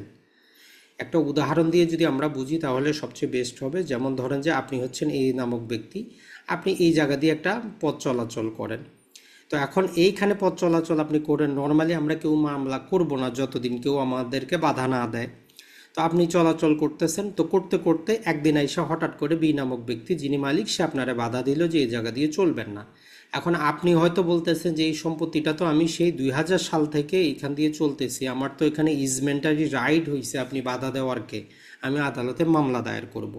এখন আপনি যখন আদালতে মামলা দায়ের করতে গেলেন, এখন আপনার আইনজীবী বলতেছে ঠিক আছে ভাই, আপনি তো 2000 সাল থেকে কি করছেন, ব্যবহার করতেছেন, হিসাব মতো 25 বছর হয়েছে, তবে জাস্ট আইনি একটা বাধ্যবাধকতা আছে, এই আমারে খোঁজটা দেন যে এই সম্পত্তিটা কি যিনি মালিক তার দখলেই ছিল, না উনি এটা কাউকে দিয়েছিল, 3 বছরের বেশি লিজ হোল্ড প্রপার্টি হিসেবে কাউকে দিয়েছে, অথবা লাইফ ইন্টারেস্ট হিসাবে কাউকে দিয়েছে। এখন আপনি খোঁজ নিয়ে দেখলেন যে এর মধ্যে কি ছিল, মাঝখান দিয়ে 10 বছর হয়তো অন্য কোনো ব্যক্তিকে সে কি করছে, লিজ প্রপার্টি হিসাবে দিয়েছিল। তখন আইনজীবী বলতেছে তাইলে এই 25 থেকে 10 বছর বাদ দিতে হবে, কিছু করার নাই, যে সময়টা আরেকজনের কাছে ছিল ওই সময়টা বাদ দিতে হবে। তাহলে আপনার হইল 15 বছর, তার মানে আপনি কি করতে পারবেন না, দাবি করতে পারবেন না, আপনার এখনো 20 বছর পূর্ণ হয় নাই। তাহলে 27 নম্বরের মূল বিষয়বস্তু হচ্ছে, যখন একটা প্রপার্টি উপর আপনি কোনো প্রকার সুখাধিকার দাবি করবেন, ওই দাবি করার ক্ষেত্রে যে জিনিসটা হবে, জি বলেন। ভাইয়া, সেক্ষেত্রে যদি জীবন সত্য দিয়ে দেয় তখনও কি ওটা বাধা দেওয়া যাবে? জীবন সত্য দিয়ে দেয় বলতে মানে যেই ব্যক্তি জীবন সত্যর মধ্যে আছে উনি যদি বাধা দেয় নাকি, মানে যার কাছে দেওয়া না আছে। না ভাইয়া, না, এখানে তো দুইটা কন্ডিশন। একটা হচ্ছে যে মনে করেন 3 বছরের বেশি কাউকে লিজ টাইপের যদি দিল একটা, এটা হুম, হচ্ছে একজনকে মানে আমরণ সে ইউজ করতে পারবে। জি। যে আমরণ ইউজ করতে পারবে তার সম্পত্তিতে কি সুখাধিকার এর জন্য দাবি করতে পারবে কিনা? না সেটা পারবে না, যেটা বললেন মানে এই যে আপনার উদাহরণটা হচ্ছে যে ওই ব্যক্তি মারা যাওয়ার আগেই ধরেন যার কাছে সম্পত্তিটা দেওয়া হয়েছে লাইফ ইন্টারেস্ট হিসাবে, ওই লাইফ ইন্টারেস্টকারী ব্যক্তি জীবিত থাকতেই আপনি সুখাধিকার দাবি করার চেষ্টা করতেছেন, সেটাই তো বুঝাইতে চাচ্ছেন। যে লাইফ ইন্টারেস্টকারী জীবিত আছে তখনই আপনি 20 বছর হিসাব করে আপনি সুখাধিকার দাবি করবেন, এটাই তো বুঝাইতে চাচ্ছেন, তাই না? তো সেক্ষেত্রে আপনি কি ভাইয়া এখানে, জি, হ্যাঁ মানে এটাই বলতে চাচ্ছি যে মালিক তো একজন, কিন্তু সে আরেকজনকে অধিকার দিছে। জি। এখন ওই ক্ষেত্রে মালিক কি এই জমিতে বাধা দিতে পারবে কিনা? না না বাধা তো যে কেউ দিতে পারবে, কথাটা বুঝেন, বাধাটা দেওয়ার, বাধাটা কোনো প্রশ্ন না। বাধা তো অন্য যে কোনো ব্যক্তি, আমরা যেমন 26 ধারায় পড়লাম না যে বাধাটা যিনি সুখাধিকার দাবি করতেছেন উনি ছাড়া অন্য যে কোনো ব্যক্তি দিতে পারে, সেটা লাইফ ইন্টারেস্টকারী ব্যক্তি হোক অথবা যিনি মূল মালিক হোক, উনি আসেও বাধা দিতে পারে, তাতে কোনো বাধা যায় না। এমনকি ওই ব্যক্তি ছাড়াও থার্ড পার্টিও যদি বাধা দেয়, তার মধ্যে যদি 1 বছর অতিবাহিত হয়ে যায় তাইলে কিন্তু সেটা বিনা বাধায় বলে ধরা হবে না, মানে বাধা যে কেউ দিতে পারবে। কিন্তু আপনি নিজের বাধা নিজে সৃষ্টি করবেন না। যেমন বললাম যে আপনি হয়তো কোনো কারণবশত একটা ওয়াল দিয়ে বসেছিলেন বা একটা বেড়া দিয়েছিলেন, আপনার চলাচলের যে কোনো কারণবশত দরকার নাই, আপনি 1 বছর পরে আবার বেড়াটা সরাই আবার নিজে চলাচল করতেছেন, তখন সেটা আমরা ধরবো যে এটা এখানে বাধা ছিল। কিন্তু প্রশ্নটা যেটা আমি মনে করছি বা যেটা হওয়ার দরকার ছিল আপনার, সেটা হচ্ছে যে এই 20 বছর আপনি হয়তো যে এই ব্যক্তি লাইফ ইন্টারেস্ট হিসাবে ভোগ করতেছে, তখন আপনি ওই সম্পত্তির উপর দিয়ে চলতেছেন, আর তখন আপনি সুখাধিকার পাবেন কিনা। তো এইরকম ক্ষেত্রেও কথা হচ্ছে যে না, আপনি এই ব্যক্তির যেহেতু সম্পত্তির মূল মালিক না, উনি একটা সীমিত লিমিটেড ইয়ার মধ্যে ইন্টারেস্টে আছেন, তো তার বিরুদ্ধে আপনার উপর কি হবে না, সুখাধিকার অর্জিত হবে না। আশা করি এবার বুঝতে পারছেন দুইটা জিনিসই, একটা হচ্ছে বাধাটা যে কোনো ব্যক্তি দিতে পারে, ওই লাইফ ইন্টারেস্টকারীও দিতে পারে অথবা জমির মূল মালিকও দিতে পারে অথবা থার্ড পার্টি যে কোনো ব্যক্তিও দিতে পারে, অথবা নিজের বাধাটা আপনি নিজেও সৃষ্টি করতে পারেন যদি সেটা কন্টিনিউ করে 1 বছরের বেশি। জি। তো এই উদাহরণটা যখন আমরা বুঝতে যাব, আমাদের এখানে একটা উদাহরণ দেওয়া আছে, আমাদের এই 27 নম্বরের জন্য একটা বেয়ার অ্যাক্টের মধ্যে দেখবেন যে আপনি একটা উদাহরণ দেওয়া আছে, ওই উদাহরণটা আমরা একটু দেখার চেষ্টা করি যে সেখানে তারা কি বলতে চাচ্ছে। 27 নম্বরের জন্য যে এ একটা কি করে, সে পথের অধিকার চেয়ে বিয়ের জমির উপর দিয়ে পথ চলার অধিকার চেয়ে সে কি করে একটা ঘোষণামূলক মামলা করে। এখন যিনি মামলা দায়ের করছেন সে প্রমাণ করে যে সে উক্ত অধিকারটি 25 বছর ধরে ভোগ করতেছে। যেমন আমরা বললাম আপনি মামলা দায়ের করছেন, আপনি দেখাচ্ছেন যে আমি 25 বছর যাবত এই জায়গা দিয়ে চলতেছি, কিন্তু বি প্রমাণ করে যে এই 25 বছরের মধ্যে 10 বছর সি একজন হিন্দু মহিলা জমিটির উপর তার লাইফ ইন্টারেস্ট হিসাবে মালিক ছিলেন। ওই 25 বছরের মধ্যে 10 বছর ওই সম্পত্তির মালিকানায় ছিল একজন হিন্দু মহিলা, যেটা হচ্ছে যে লাইফ ইন্টারেস্ট হিসাবে, মানে যতদিন জীবিত থাকে সম্পত্তি খায়, তারপর সম্পত্তিটা মূল মালিকের কাছে ফেরত যায়। এবং আরেকটা কন্ডিশন হচ্ছে সি এর মৃত্যুর পর ওই মহিলা যখন মারা যায় বি জমিটির মালিক হন, এবং সি এর মৃত্যু 2 বছরের মধ্যেই, কারণ কন্ডিশন হচ্ছে 3 বছরের মধ্যে আপত্তিটা দায়ের করতে হবে। এখন উনি 2 বছরের মধ্যেই কি করছেন, বাধা দিয়েছেন, উক্ত দাবিকে চ্যালেঞ্জ করছে। অতএব এই যে পথ চলার অধিকারের মামলা এটা খারিজ হবে। কারণটা হচ্ছে যে আপনি মাত্র 15 বছর প্রমাণ করতে পারছেন, আপনি টোটাল 20 বছর পারেন নাই, কারণ 10 বছর মাঝখান থেকে বাদ দিতে হয়েছে। তো 27 নম্বরের তাহলে যদি আমরা আবার পৃথক করি, দুইটা কন্ডিশন। একটা কন্ডিশন হচ্ছে যে ওই সম্পত্তিটা যদি কোনো লাইফ ইন্টারেস্টে থাকে, তাহলে ওই লাইফ ইন্টারেস্ট শেষ হওয়ার পরে যার কাছে রিটার্ন আসবে, ওই রিটার্ন আসার 3 বছরের মধ্যে ওনাকে আপত্তি দায়ের করতে হবে। অথবা যদি 3 বছরের বেশি কারো কাছে অন্য কোনোভাবে ইজারা দেয় বা অন্য কোনোভাবে হস্তান্তর করে, আর যখন ওই হস্তান্তর শেষ হওয়ার পরে ব্যক্তির কাছে ফেরত আসে, তো আসার 3 বছরের মধ্যে ওনাকে আপত্তিটা দায়ের করতে হবে। যদি 3 বছরের মধ্যে আপত্তি দায়ের না করে, তাইলে তার আপত্তিটা আপত্তি হিসেবে গণ্য হবে না। যেমন এই উদাহরণটাতেই যদি উনি যে সি এর মৃত্যু 2 বছরের মধ্যে আপত্তি, যদি উনি 3 বছর পরে আপত্তিটা করতেন, ধরেন যে 4 বছরে আসে বাধা দিতেন, তাইলে কিন্তু মামলাটা ডিক্রি কে পাইতো, বাদী পাইতো। কিন্তু যেহেতু উনি 3 বছর যে একটা সময়সীমা আছে ওইটার মধ্যে আপত্তিটা দায়ের করছেন, তো এই জন্য এই মামলাটা খারিজ হবে। তো অনেক ক্ষেত্রে আপনার এরকম ছোট কোট আনকোট আপনাদের সমস্যামূলক দিয়ে এমসিকিউ দিয়ে দেয় যে এখন মামলাটা কি হবে, অথবা লিখিত পরীক্ষার ক্ষেত্রেও এরকম কিছু আপনাকে দিতে পারে। তাহলে আমরা তামাদির যে সুখাধিকারের মধ্যে দুইটা সেকশন পড়লাম, একটা হচ্ছে 26, একটা হচ্ছে 27। প্রথমে তাহলে যে হেডিং যেটা আপনি ছোট ছোট এমসিকিউ আকারে পড়বেন, যে সুখাধিকার বিষয়ে আলোচনা করা আছে কত ধারায়, 26 ধারায়, শুধু 26 ধারায়। 27 ধারায় সুখাধিকারের ক্যালকুলেশন আলোচনা করা আছে। এর আগে এমসিকিউ তো এরকমও ছিল যে নিচের কোন ধারায় সুখাধিকার আলোচনা করা আছে, সেখানে 26ও দেওয়া ছিল, 27ও দেওয়া ছিল। তো আপনি অ্যান্সার কোনটা করবেন? তাহলে দেখেন 26-এ সুখাধিকার, 27-এ হচ্ছে এটার ক্যালকুলেশন, এক্সক্লুশন করারটা নিয়মটা বর্ণনা করে কার জন্য, এই রিভিশনারের জন্য। রিভিশনার মানে যার কাছে সম্পত্তিটা ফেরত আসবে, তার ক্ষেত্রে আমরা সময়সীমাটা বাদ দিব, দুইটা কন্ডিশনে বাদ দিব, যদি জীবন সত্ত্বে থাকে অথবা 3 বছরের বেশি অন্য কারো কাছে থাকে, আর ওই সম্পত্তিটা জীবন সত্ত্ব শেষ হওয়ার পর অথবা 3 বছরের বেশি সময়টা শেষ হওয়ার পর যার কাছে ফেরত আসবে, আসার 3 বছরের মধ্যেই ওনাকে আপত্তিটা জানাইতে হবে। যদি 3 বছরের মধ্যে না জানান, তখন কিন্তু আর কি হবে না, এই যে আমরা রিভিশনারকে যে সুবিধাটা দিচ্ছি এটা গ্রহণ করতে পারবে না। এখন অনেকেই বলবেন যে ভাই এরকম কেন হওয়ার কথা? তো মূল কথাটা হচ্ছে যে ইনি যে রিভিশনার মানে কি, উনি মূল মালিক। এখন মূল মালিক যখন আপনার একটা জিনিস যখন আপনি আর কারো কাছে দেন, সে আপনার মতো করে দেখাশোনা করবে এমন আশা করাটা ঠিক না। এখন আপনি সম্পত্তিটা যাকে দিয়েছেন উনি হয়তো সম্পত্তি দেখাশোনার ব্যাপারে উদাসীন ছিল, কে চলতেছে না চলতেছে এগুলো তার দেখার বিষয় ছিল না, কিন্তু মূল মালিক হচ্ছে ওনারশিপ। তো ওই জন্য ওনার যাতে কোনো স্বার্থ যাতে কি হয়, আরেকজনের অবহেলার কারণে যাতে মূল মালিক ক্ষতিগ্রস্ত না হয়, ওই জন্য বলতেছে যে মূল মালিকের কাছে যখনই ফেরত আসবে, উনি যখন কোনো প্রকার সেখানে অনিয়ম দেখবেন বা কেউ চলাচল করতেছে এই জিনিসটা দেখবেন, তো যাতে আইনগত এমন একটা অধিকার সৃষ্টি না হয় যেটা আমরা বলতেছি যে অ্যাবসুলুট হবে, ইনডিফিজিবল হবে, অখণ্ডনীয় হবে, তাইলে মূল মালিকের তো ক্ষতি হইল। ওই ক্ষতিটা রোধ করার জন্য তারা বলতেছে যে আপনার যদি কোনো আপত্তি থাকে, যখন এই সম্পত্তিটা আপনার কাছে রিভার্ট ব্যাক করলো, রিভিশনার হিসাবে ফেরত আসলো, 3 বছরের মধ্যে আপনি তারা বাধা দেন, তাহলে আমরা ধরে নিব যে তার কোনো প্রকার সেখানে সুখাধিকার অর্জিত হয় নাই। এই জিনিসটা মনে রাখবেন। তাহলে 26 এবং 27 এই দুটা জিনিস সুখাধিকার, এটা আপনার এমসিকিউতে যেমন গুরুত্বপূর্ণ, লিখিততেও গুরুত্বপূর্ণ, এমনকি ভাইভাতেও আপনার জন্য গুরুত্বপূর্ণ। তাহলে এই দুইটা ধারা আপনাকে একদম ভালো করে পড়তে হবে। এমন না যে শুধু উপর থেকে ঝাপসা ঝাপসা করে পড়বেন। যদি কোনো কনফিউশন থাকে সেক্ষেত্রে আপনাকে অবশ্যই জিজ্ঞেস করে ওই কনফিউশনটা দূর করতে হবে। আপনি এইটার মাধ্যমে লিখিত পরীক্ষাটাও অ্যান্সার করতে পারবেন। লিখিত পরীক্ষা আপনাকে দিতে পারে যে সুখাধিকার জিনিসটা কী, সুখাধিকার আপনি ব্যাখ্যা করেন, সুখাধিকার কিভাবে অর্জিত হয়। তো তখন আপনাকে ডেফিনেশনটা নিয়ে আসতে হবে যে আমাদের সেকশন 2 ক্লজ 5-এ দেওয়া আছে। এরপরে এই দুইটা সেকশন আপনাকে যে কোনো একটা উদাহরণ সহ আপনি দিয়ে দিবেন, তাহলেই যথেষ্ট।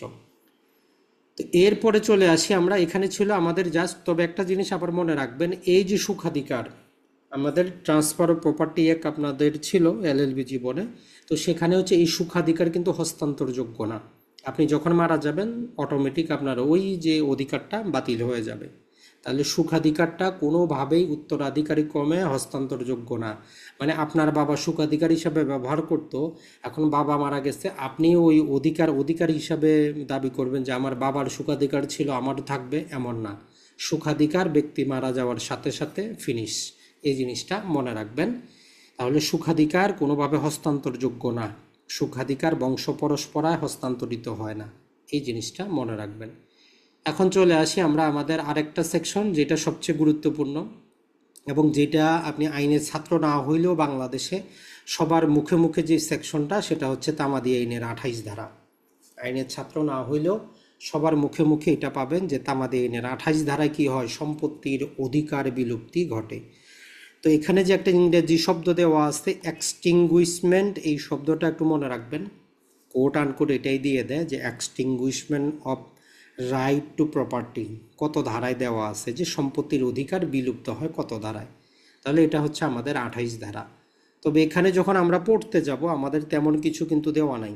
এই সেকশনটা যখন আপনি বই থেকে পড়বেন ওইখানে এমন কিছুই দেওয়া নাই যে আপনি নিজে নিজে বুঝবেন।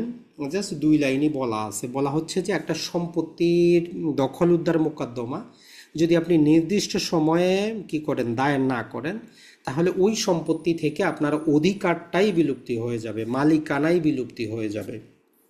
নর্মাল তামাদি আইনের নিয়ম হচ্ছে যে তামাদি আইন কি করে, আপনার অধিকার খর্ব করবে না, অধিকার আদায়ের আইনগত পন্থাটাকে খর্ব করে। কিন্তু এই 28 নম্বর ধারাই হচ্ছে একমাত্র ব্যতিক্রম। এখানে বলে যে আইনগত পন্থাটাও যাবে, সাথে আপনার ওই সম্পত্তিতে কোনো অধিকারই থাকবে না।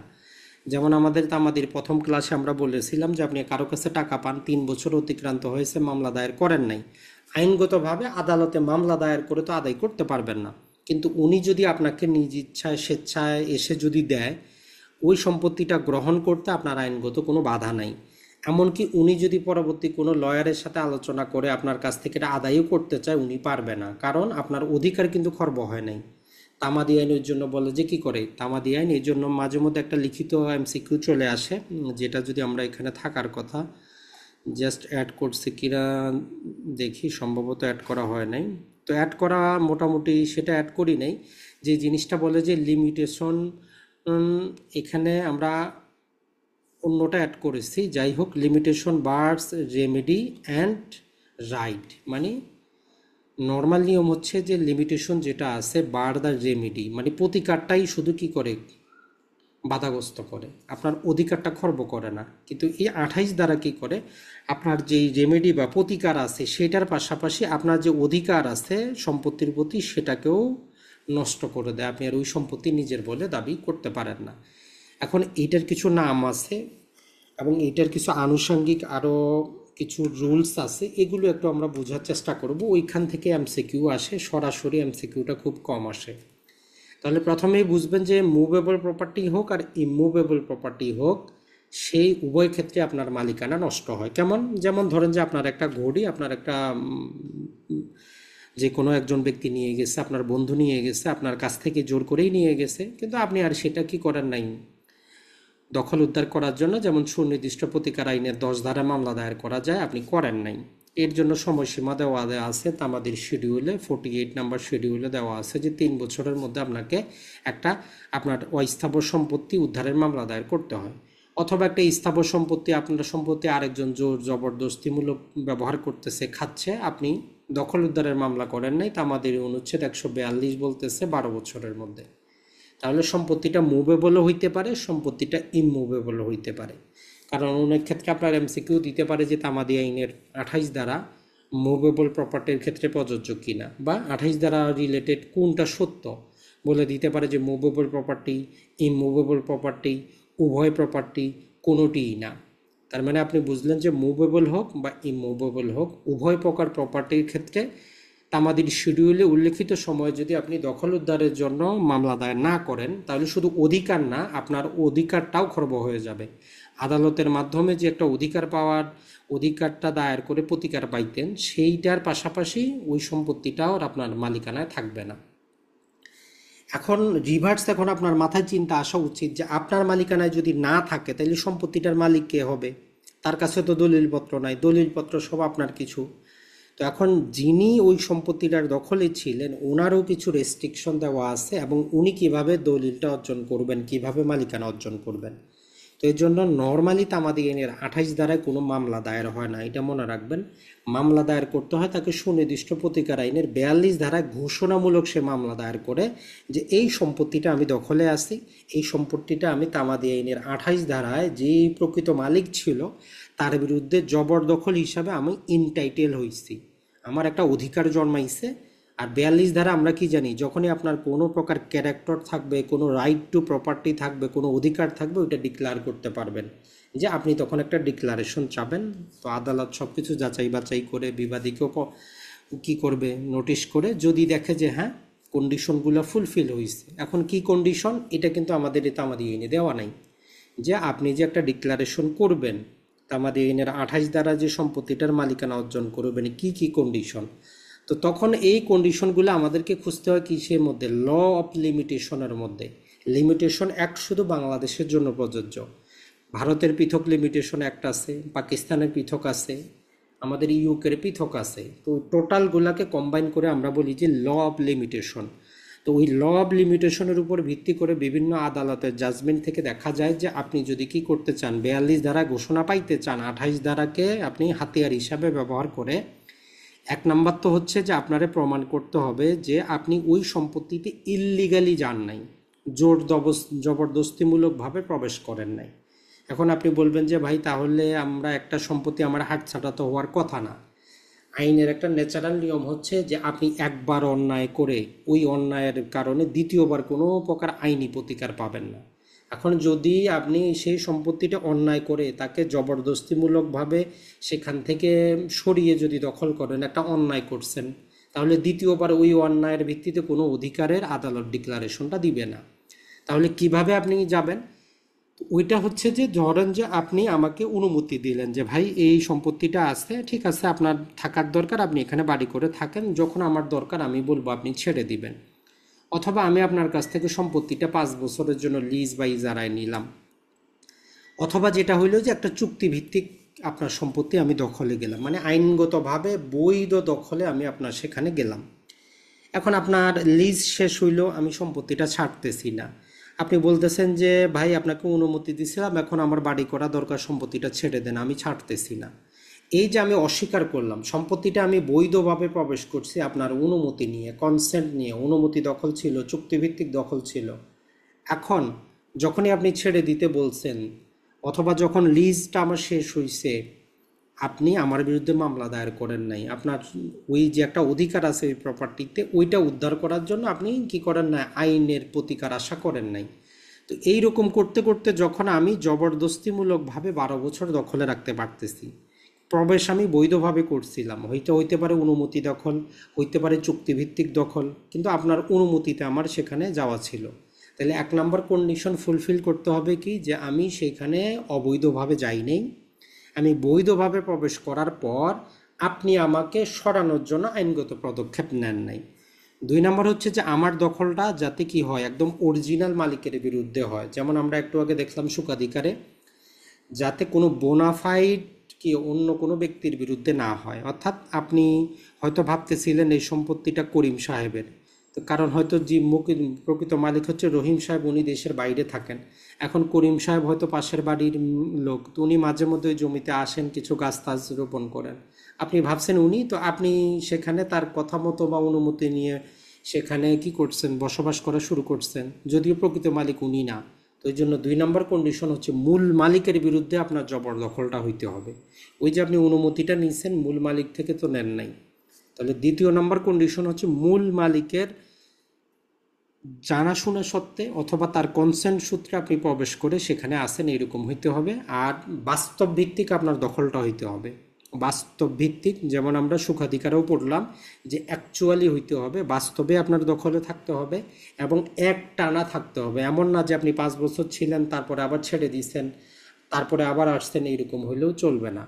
তাহলে যখন আপনি সম্পত্তিতে বৈধভাবে প্রবেশ করার পরে মূল মালিকের অবহেলার কারণে আপনি সেখানে জবরদস্তিমূলকভাবে থাকবেন এবং আপনি একটা যে নির্দিষ্ট সময় অতিবাহিত করবেন একটানা বিনা বাধায় প্রকাশ্য রূপে, তখনই ওই সম্পত্তিটা আপনার কি হবে, ওই অধিকারটা আপনি ডিক্লারেশন চাইতে পারবেন। এখন এই যে কথাগুলো আমরা বললাম এগুলো কিন্তু আপনার আইনের মধ্যে লেখা নাই। এগুলো হচ্ছে এই যে ছোট ছোট আদালতের নজির, ল অব লিমিটেশনের বিভিন্ন রুলসের মাধ্যমে প্রতিষ্ঠিত নীতি, যে যখনই তামাদি আইনের 28 ধারায় কোনো ব্যক্তির সম্পত্তির অধিকার এক্সটিংগুইশ হচ্ছে, তখন যিনি মালিকানা অর্জন করবেন উনি ডিক্লারেশনটা চাইতে গেলে ওনাকে কি প্রমাণ করতে হবে? তাহলে আমরা দেখলাম প্রমাণ করতে হবে যে উনি অবৈধভাবে প্রবেশ করেন নাই, উনি সেখানে যে 12 বছর যাবৎ সেই সম্পত্তিতে প্রকাশ্য রূপে বিনা বাধায় একটানা সেখানে জবরদস্তিমূলকভাবে আসেন। এতটুকু প্রমাণ করতে পারলে আদালত ডিক্লারেশনটা দিয়ে দিবে। তো এইটা হচ্ছে আমাদের তামাদি আইনের 28 ধারা। এখন এই 28 ধারার কিছু নাম আছে, এখন নামগুলো আপনাকে মুখস্থ রাখতে হয় এমসিকিউর জন্য। তো প্রথম নামটা তো আমরা ওই হেডিংয়ের ইংরেজিটা আপনি মনে ভাইয়া এখানে জবরদস্তিমূলক বলতে কোনটা, মানে কি বোঝাচ্ছে এখানে? 1 নম্বর বললাম যে ধরেন আমি আপনার একটা জমি, আপনার বাড়িটাই আছে ফ্ল্যাটের মধ্যে, ধরেন যে আমি 1 বছরের জন্য ভাড়া নিলাম ভাড়াটিয়া হিসাবে। 1 বছর শেষ, আমি আপনাকে ভাড়াও দেই না, বাড়িও ছাড়ি না। আপনি বলতেছেন ছেড়ে দেন, আমি বলতেছি ছাড়বো না।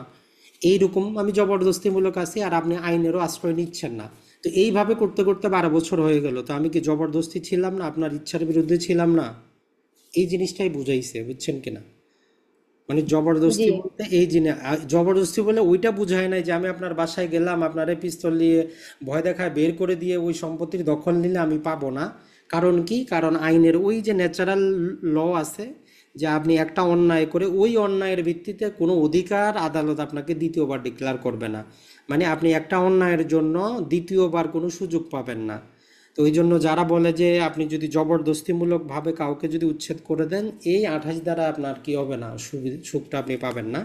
এখানে জবরদস্তিমূলক বোঝাচ্ছে ওইটা যে আপনি প্রবেশ করার পরে, তারপরে আপনি যখন অনুমতি দখলও দেয়, কেউ দেখবেন যে কাউকে সম্পত্তি ব্যবহার করার জন্য দেয়, থাকার জন্য দেয়, কিন্তু 5-10 বছর পরে যখন বলে যে ভাই ছেড়ে দেন আমার দরকার, তখন আর উনি ছাড়ে না। তো যখন ছাড়তেছে না তখন থেকে 12 বছরের মধ্যে মামলা দায়ের করতে হবে। তো ওই জন্য আপনি রিভার্সভাবে এটাও বুঝবেন, যদি আপনি চুক্তিভিত্তিক ধরেন যে কারোর সাথে চুক্তি করলেন 30 বছরের, আপনি লিজ নিলেন, তাইলে এইখানে আপনার মালিকানা অর্জিত হবে না, আপনি ওই লিজ হোল্ডারই থাকবেন। আপনি ধরেন যে কারো কাছ থেকে অনুমতি দখলে আসছেন, যে উনি বলছে আপনি এখানে বসবাস করেন, 100 বছর বসবাস করলেও আপনার মালিকানা অর্জিত হবে না, কারণ অনুমতি দখল। এইগুলো হচ্ছে কন্ডিশন আর কি। তো এখন আমরা যে একাধিক নামগুলো আছে ওই নামগুলো একটু মুখস্থ করার চেষ্টা করব, যে সম্পত্তির অধিকার বিলুপ্তি বা এক্সটিংগুইশমেন্ট অফ রাইট অথবা অ্যাডভার্স পজেশন মানে বিরুদ্ধ দখল মানে জবরদখল। তাহলে এই অ্যাডভার্স পজেশন শব্দটা মনে রাখবো।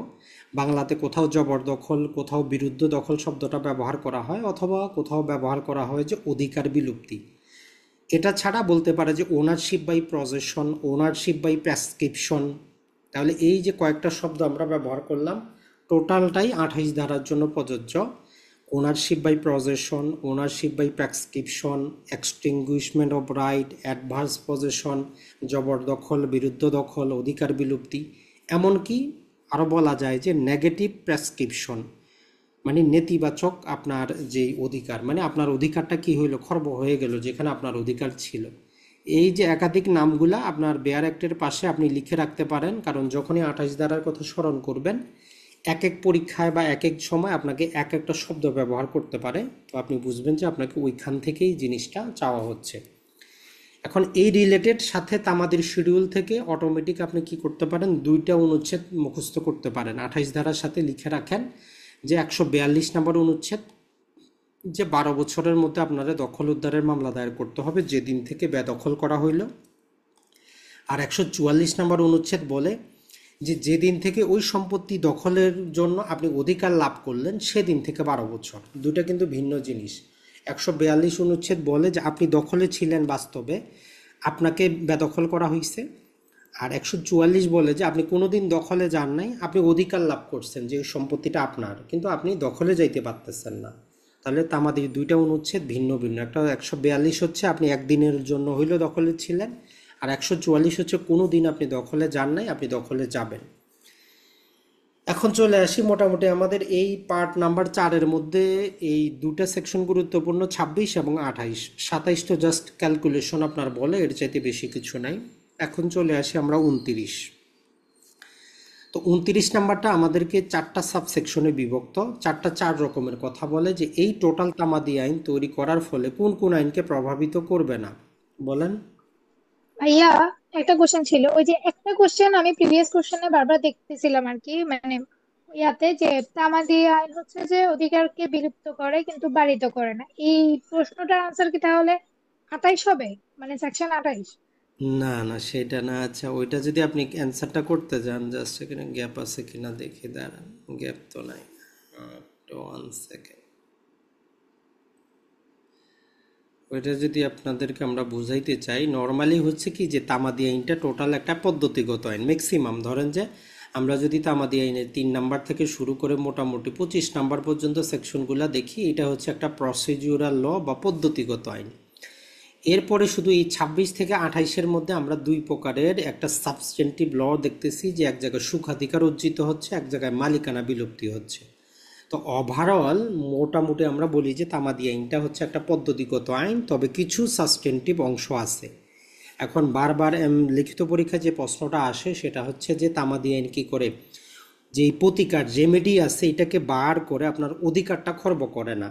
তো ওইটা আমরা প্রথম ক্লাসে আপনাকে যে জিনিসটা বুঝাইছি সেটা হচ্ছে যে, যেমন ধরেন আপনি এ এবং বি দুইজন ব্যক্তি, এ কি করছে, বি এর কাছ থেকে সে 5,000 টাকা বা 5 লাখ টাকা সে কি করছে, হাওলাত নিছে। এখন টাকাটা তার 1 বছরে দেওয়ার কথা ছিল, 1 বছর অতিক্রান্ত হয়েছে, সে টাকাটা দিচ্ছে না। তো আইনগতভাবে আপনি আইনি রেমেডি নিতে পারেন 3 বছরের মধ্যে। তো এই তামাদি আইন বলতেছে যে এই 3 বছরের যে কোনো সময় আপনি আদালতে গিয়ে অধিকারটা চাইতে পারেন, আদালতের মাধ্যমে প্রতিকার নিতে পারেন, অর্থাৎ আদালত যাতে বিকে বাধ্য করে টাকাটা দেওয়ার জন্য। এখন আপনি যান নাই 3 বছরে, তো না যাওয়ার কারণে তামাদি আইনের তাহলে বেসিক রুল হচ্ছে কি, আপনার আইনগতভাবে প্রতিকার আদায়ের পথ বন্ধ হয়ে গেছে। তাহলে আইনগতভাবে আর আপনি আদালতে গিয়ে বিয়ের বিরুদ্ধে মামলা করার কোনো প্রকার জিনিস পাচ্ছেন না। তো প্রথম অংশ ওইটাই বলে যে তামাদি আইন কি করে, অধিকার যে একটা রেমেডি পাওয়ার আইনগত পথ সেটাকে রুদ্ধ করে দেয়। এখন তার কাছে তো আপনি যে এই টাকাটা পান, এই যে আপনার একটা সেখানে অধিকার আছে, এইটা খর্ব হয় নাই। অর্থাৎ ওই টাকাটা, যেমন আমরা একটা উদাহরণ দিয়েছিলাম যে 3 বছর পরে হয়তো সে জানতো না, নর্মাল কথা, আপনিও মামলা দায়ের করেন নাই, সে যে তামাদি সম্পর্কে তার কোনো জ্ঞান নাই, সে যদি এসে আপনার টাকাটা দেয়, ধরেন 4 বছর পরে আইসা টাকাটা দিল যে আপনার কাছ থেকে টাকা নিয়েছিলাম, এই নেন টাকা। এখন টাকাটা দিয়ে বের হওয়ার পর একজন অ্যাডভোকেটের সাথে দেখা হয়, যেমন আমরা প্রথম ক্লাসে বলছি, সে বললো যে ভাই দেওয়ার কি দরকার ছিল, আপনি তো 3 বছরের পর তো সে মামলাও দায়ের করতে পারতো না। তাহলে এখন সে যদি বলে ঠিক আছে, যে তাইলে এখন কি আমি তার বিরুদ্ধে মামলা দায়ের করে এটা নিতে পারবো কিনা। এখন সে জিজ্ঞেস করলো আইনজীবীরে, তাইলে আমি কি এমন যে টাকাটা দিয়ে আসলাম, এখন তো সে তো আমাকে দিবে না, তাইলে আমি কি তার বিরুদ্ধে এখন মামলা দায়ের করতে পারবো কিনা। তো তখন এই তামাদি আইনের বেসিক নিয়ম বলতেছে যে আপনি তো টাকাটা দিচ্ছেন, আইনগতভাবে সে আদায় করতে পারতো না, কিন্তু ওই সম্পত্তিতে তার অধিকার ছিল, আপনি দিয়ে দিয়েছেন, তার অধিকার সে ফেরত পাইছে। এখন আর আপনি মামলা দায়ের করতে পারবেন না যে তার অধিকার ছিল না, কারণ তামাদি আইন অধিকার খর্ব করে না, শুধু প্রতিকারের পথ খর্ব করে। এটা হচ্ছে জেনারেল রুলস। তাহলে যখন আপনার এরকম একটা কি আসবে লিখিত পরীক্ষায়, আপনার জানতে চাবে যে তামাদি আইন কি করে রেমেডির পথটাকে বারিত করে দেয় কিন্তু অধিকার খর্ব করে না, আপনি ব্যাখ্যা করেন। তো প্রথম অংশ তো আপনি এইটা লিখবেন যে তা নর্মাল তামাদি আইনের নিয়ম হচ্ছে যে একটা নির্দিষ্ট সময়ে সে আদালতের মাধ্যমে প্রতিকার চাইবে। এই প্রতিকার যদি সে না চায় তাহলে আইনগতভাবে আর সে কোথাও ওই সম্পত্তিটা, ওই প্রপার্টিটা বা ওই জিনিসটা দাবি করতে পারবে না, কিন্তু ওই প্রপার্টিতে তার অধিকারটা, মালিকানাটা কোনো দিনই খর্ব হবে না। এইটা আপনি প্রথম অংশ লিখলেন, লেখার পরে এখন 28 ধারাটা তখন নিয়ে আসতে হবে, যে তবে তামাদি আইনের 28 ধারায় এর ব্যতিক্রম আলোচনা করে। মানে এই উপরে যেটা আপনি পড়লেন যে অধিকার বিলুপ্তি করে, মালিকানা বিলুপ্তি করে না। যে 28 ধারা আমরা দেখতে পাই যে অধিকার আদায়ের পন্থা বন্ধ করার পাশাপাশি ওই সম্পত্তিতে মালিকানাটাও বিনষ্ট করে দেয়। এই দুইটাকে আপনাকে কম্বাইন করে লিখতে হবে। তার মানে 28 ধারাটা নিচের অংশে আসবে, প্রথমে সামনেটা ব্যাখ্যা করতে হবে। আশা করি বুঝতে পারছেন এখন।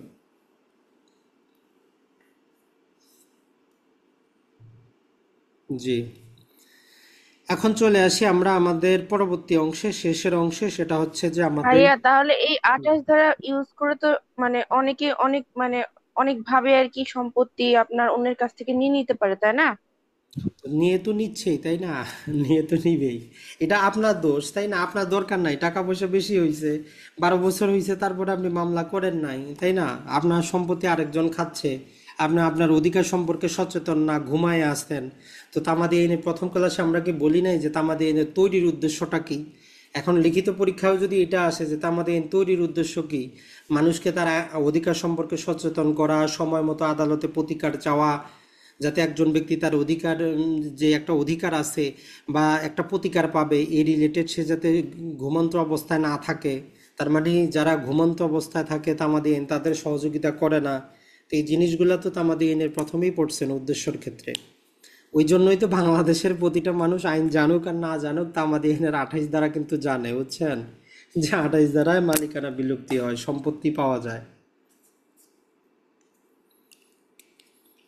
জি, এখন আসি আমরা আমাদের আলোচনার শেষাংশে। সেটা হচ্ছে যে পার্ট নাম্বার 5। এখানে সংরক্ষণ এবং বাতিল দুটো জিনিস আলোচনা করে। এখানে বাতিল বলতে তামাদি আইনের 3টা সেকশনকে বাতিল করা হয়েছে। সেটা হচ্ছে 30 এবং 31কে 1930 সালে বাতিল করা হয়, আর 32কে 1914 সালে। তো নর্মালি আমাদের এমসিকিউগুলোতে অত কঠিন আসে না যে কত সালে কোনটা বাদ হয়েছে, এরকম জানতে চায় না। তারপর একটু জেনে রাখা ভালো যদি আপনার জন্য আসে যে তামাদি আইনে 30 এবং 31 কবে রিপিল করা হয়েছে, অথবা 32 ধারা কবে রিপিল করা হয়েছে। এটা হচ্ছে একদম, যদি আপনারা একদম সূক্ষ্মভাবে আইনজীবী বানাইতে চায় তবেই প্রশ্ন, না হলে নর্মালি আসে না। তারপরে আপনি জেনে রাখেন, একবার মনে থাকবে। একটা হচ্ছে 1930 সালে কি করা হয়, 30 আর 31 ধারা রিপিল করা হয়, আর 32 ধারা হচ্ছে 1914। এখন যেটা আমরা পড়ব সেটা হচ্ছে সেভিং বা সংরক্ষণ। প্রতিটা আইনের মধ্যে, বিশেষত ম্যাক্সিমাম কিছু আইনের মধ্যে একটা সেকশনই দেওয়া থাকে যে সেভিং বা সংরক্ষণ। এটা দ্বারা বোঝায় যে এই আইনটা তৈরির ফলে আর কোন কোন আইনকে প্রভাবিত করবে না। তামাদি আইনের 29 ধারা প্রথমেই বলতেছে যে এই তামাদি আইনের ধারাটা চুক্তি আইনের 25 ধারায় টাইম বার্ড কিছু লেনা দেনার কথা বলা আছে, যেখানে কনসিডারেশনের প্রয়োজন, সময় শেষ হয়ে গেলে তারপরে যদি আপনি টাকা পয়সা দিতে চান আপনার লাইবিলিটি আসে। তো এরকম কিছু কথাবার্তা আছে চুক্তি আইনের 25 ধারায়। তো সর্বপ্রথম ওই জন্য বলতেছে যে চুক্তি আইনের 25 ধারার উপর তামাদি আইনের কোনো প্রভাব নাই। মানে চুক্তি আইনের 25 ধারায় তামাদি আইনের কোনো বিধান প্রযোজ্য হবে না। এখানে টোটাল আইনটার কথাই বলা হচ্ছে যে তামাদি আইনের কোনো শব্দই চুক্তি আইনের 25 ধারার ক্ষেত্রে প্রযোজ্য হবে না। এরপরে 2 নম্বরটা আমরা একটু পরে আসি। 3 নম্বরটার বলতেছে যে 1869 সালের খ্রিস্টানদের ডিভোর্স একটা আইন আছে। এটা মুসলিম না, হিন্দু না। তাহলে এই ডিভোর্স অ্যাক্ট হচ্ছে 1869। আপনার বেয়ার অ্যাক্টে হয়তো লেখা নেই, আপনি লিখে রাখেন তাইলে মনে থাকবে যে ডিভোর্স অ্যাক্ট 1869, 1869 সালের খ্রিস্টান ডিভোর্স অ্যাক্টের ক্ষেত্রে তামাদি আইনের কোনো বিধানই প্রযোজ্য না। আর 4 নম্বরে বলে এই যে তামাদি আইনের ক্ষেত্রে আমরা 26 এবং 27 আর 2-5 ক্লসের মধ্যে সুখাধিকার রিলেটেড অনেক কথাবার্তা পড়লাম। বলতেছে যে তামাদি আইনের 26, 27 এবং সংজ্ঞার যে ডেফিনেশন, এটা প্রযোজ্য হবে না যদি সেই অঞ্চলে কি থাকে, আমাদের সুখাধিকার আইন 1882 প্রযোজ্য থাকে। 1882 সুখাধিকার আইন মানে ইজমেন্ট অ্যাক্টটা বাংলাদেশে কিন্তু প্রযোজ্য। তো সেই হিসাবে আমরা বলতে পারি তামাদি আইনের 26, 27 ধারার কার্যকারিতা বাংলাদেশে নাই, কারণ বাংলাদেশের তামাদি আইন এই ইজমেন্ট অ্যাক্ট 1882 কিন্তু প্রযোজ্য। যেমন ধরেন যে নারী এবং শিশু নির্যাতন দমন আইনেও কি আছে, দর্শন আছে, পেনাল কোডও দর্শন আছে। পেনাল কোডে দর্শন দিয়ে এখন মামলা হয় না, মামলাটা হয় কিসের মাধ্যমে, নারী এবং শিশু নির্যাতন দমন আইনে।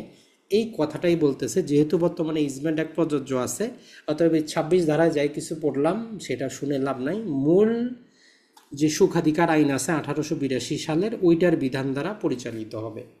তাহলে আমরা তিনটা জিনিস দেখলাম চারটার মধ্যে। একটা হচ্ছে চুক্তি আইনের 25 ধারায় তামাদি আইনের কোনো কার্যকারিতা নাই, ডিভোর্স অ্যাক্টের ক্ষেত্রে কোনো কার্যকারিতা নাই, আর তামাদি আইনের 26-27 ধারাটা প্রযোজ্য হবে না যদি সুখাধিকার আইনটা কার্যকর থাকে।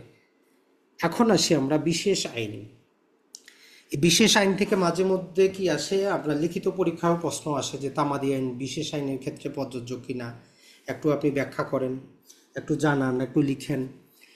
তো মূল কথাটা হচ্ছে যে এখানে 2 নম্বরে যেটা বলতেছে সাবসেকশন 2-এ বলতেছে যে যদি কোনো বিশেষ আইনে তামাদির যে শিডিউল দেওয়া আছে তার বাইরে যদি কোনো সময়সীমা দেওয়া থাকে, আমরা যখন একটু পরে বা আগামী ক্লাসে তামাদি আইনের প্রথম শিডিউল পড়বো, এখানে 183টার মতো বিভিন্ন অনুচ্ছেদ দেওয়া আছে।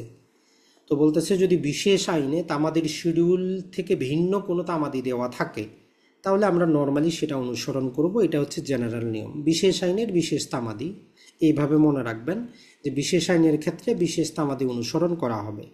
তবে এখানে মনে রাখতে হবে যে তামাদি আইনের 3 ধারা অবশ্যই প্রযোজ্য হবে। তাহলে বিশেষ আইনে তামাদি আইনের 3 ধারা সর্ব অবস্থায় প্রযোজ্য, চাই ওই আইনে উল্লেখ করা থাক বা না থাক।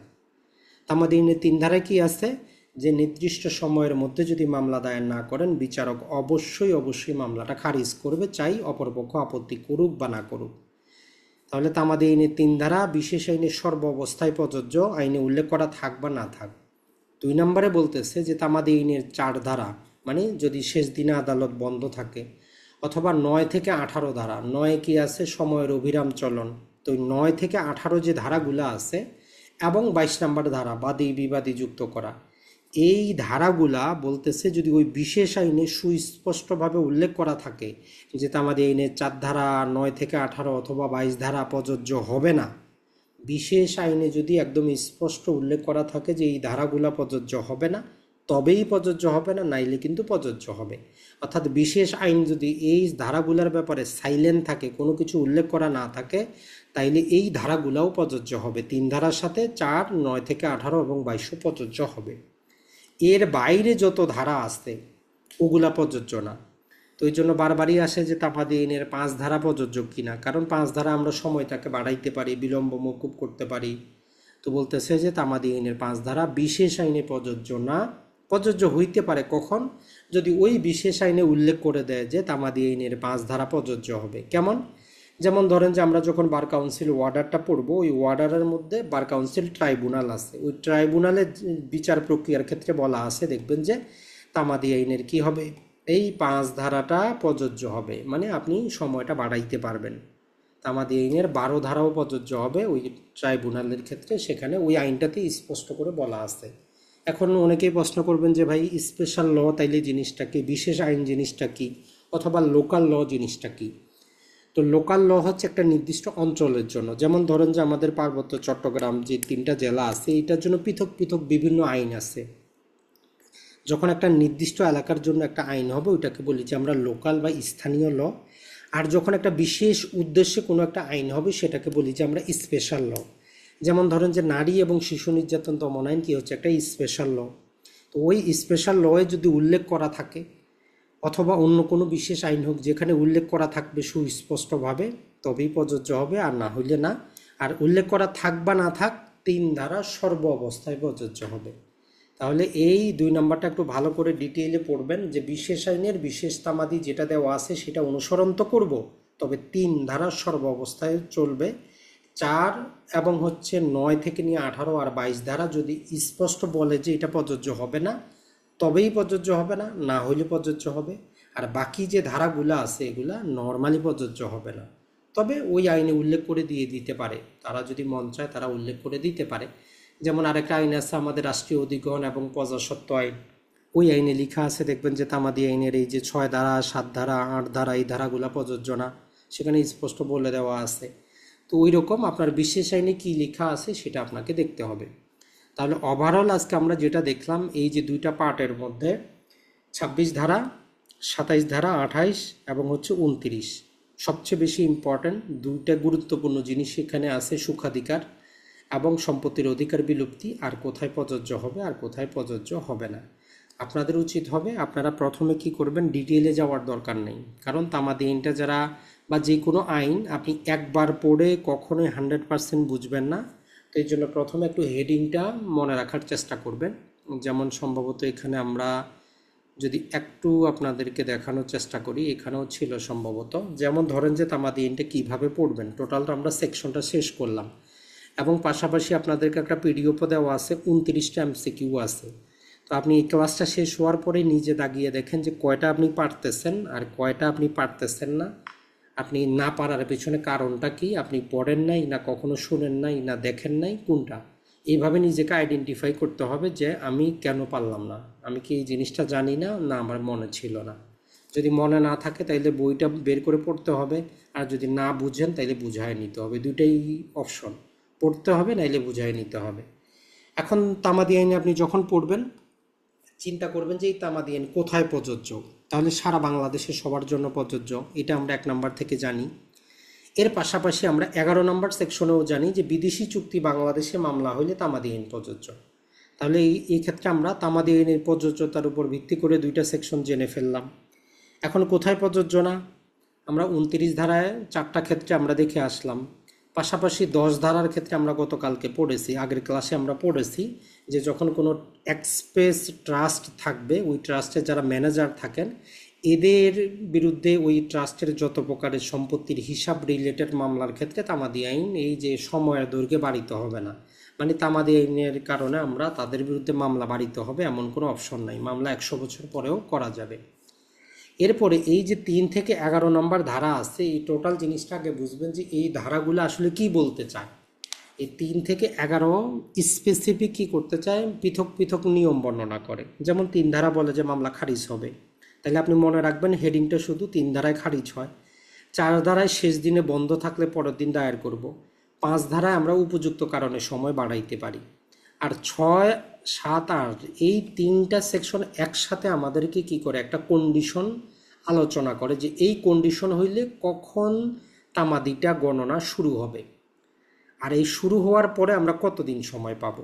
এই 6 নাম্বার আর 7 নাম্বার শুধু এই কথাটাই বলে যে তামাদি গণনাটা তাদের জন্য কখন থেকে শুরু হবে, যে লিগ্যাল ডিসেবিলিটির মধ্যে থাকলে কখন থেকে শুরু হবে, একাধিক ব্যক্তি হইলে কখন থেকে শুরু হবে। আর এই যে 8 নম্বরে স্পেশাল ব্যতিক্রম আমাদেরকে বলে যে এই যে 6 আর 7 ধারায় যে মামলার তামাদিটা শুরু হচ্ছে, শুরু হওয়ার ক্ষেত্রে আমরা কতদিন সময় পাবো পরে। 1 নম্বর কন্ডিশন বলে যে আমাদের যে প্রিএমশনের ক্ষেত্রে আমরা 6 ধারা 7 ধারা সুবিধা নিতে পারবো না, প্রিএমশনের মামলা যথা নিয়মেই চলবে, তামাদি 6, 7 ধারা সুবিধা দিবে না, ইনফোর্স করতে পারবো না। কিন্তু আরেকটা কথা বলে যে যখন আপনার ওই যে বৈধ অপারগতা থেকে আপনি মুক্ত হবেন অথবা বৈধ অপারগতাকারী ব্যক্তি মারা যাবে, বৈধ অপারগতা নিয়ে যদি কেউ মারা যায় আমরা কি জানি তার উত্তরাধিকারীরা বা এলআর যাদেরকে বলি লিগ্যাল রিপ্রেজেন্টেটিভ, তারা মামলা দায়ের করবে। তাইলে তারা কতদিন সময় পাবে, তো সেক্ষেত্রে বলা আছে যে কোনো ক্রমেই এইটা ধরে নেওয়া যাবে না যে তাদেরকে 3 বছরের বেশি সময় দেওয়া যাচ্ছে। মানে নর্মাল নিয়ম হচ্ছে সে বৈধ অপারগতা থেকে মুক্ত হইলেও সাথে সাথে যায় মামলা দায়ের করবে। এইটা কোনোভাবেই বোঝা যাবে না যে তাদেরকে আমরা 3 বছরের বেশি সময় দিচ্ছি। এখন মামলার তামাদি আছে 12 বছর ধরলাম, তাইলে সে সুস্থ হওয়ার পর 12 বছর সময় পাবে না, সে 3 বছরই পাবে। এখন যেই একটা অস্পষ্টতা থাকে সেটা হচ্ছে যেই মামলা তামাদি 3 মাস ছিল, 6 মাস ছিল, 1 বছর ছিল, 2 বছর ছিল, তাদের ক্ষেত্রে কি হবে। তো এইটার ক্ষেত্রে আসলে যেটা কি হবে, আমরা যদি ওই বেয়ার অ্যাক্টের ভাষাটাকে যদি ব্যাখ্যা করি যে 3 বছরের বেশি কোনোভাবে সময় দেওয়া হচ্ছে বলে ধরে নেওয়া হবে না, তাহলে এইখান ক্ষেত্রে জাস্ট এই শব্দটা ব্যবহার করা হয়েছে যেই সমস্ত মামলার তামাদি 3 বছরের বেশি সেইগুলার ক্ষেত্রে। আর যেইটা 3 বছরের কম সেটার ক্ষেত্রে স্বাভাবিক যতদিন সময়, 3 মাস হইলে 3 মাস, 6 মাস হইলে 6 মাস, 1 বছর হইলে 1 বছর, 2 বছর হইলে 2 বছর, 3 বছর হইলে 3 বছর, ওই সময়টাই পাবে। আর যেই মামলাগুলার তামাদি 3 বছরের বেশি ওইগুলার জন্য তাকে 3 বছরের বেশি সময় দেওয়া যাবে না। যেখানে 3টা উদাহরণ আছে, আমরা বেয়ার অ্যাক্টের উদাহরণগুলো আপনাদেরকে দিয়ে দিয়েছি, সেটা একটু দেখার চেষ্টা করবেন। এরপরে যেটা বলে যে আমাদের সময়ের অবিরাম চলন, একবার শুরু হইলে কারোর জন্য গণনা বন্ধ হবে না। জি বলেন।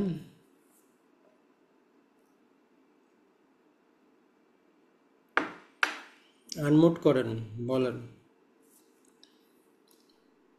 সরি। জড়বুদ্ধি সম্পন্ন জমিদার জমিদার প্রজা থেকে যে দখল পুনরুদ্ধারের একটা আছে, উদাহরণ আছে 8 ধারাতে। তো সেই ক্ষেত্রে তাহলে আমাদের সময় কতদিন হবে? তো সে কি দেখেন এইখানে 12 বছর? ঠিক আছে, ওইটা উদাহরণটাই দিয়ে দিচ্ছি, উদাহরণটা বুঝাই দিই, এখানে উদাহরণটায় দেওয়া আছে, সমস্যা নাই, তাইলে আপনার জন্য ইজি হবে যে জিনিসটা।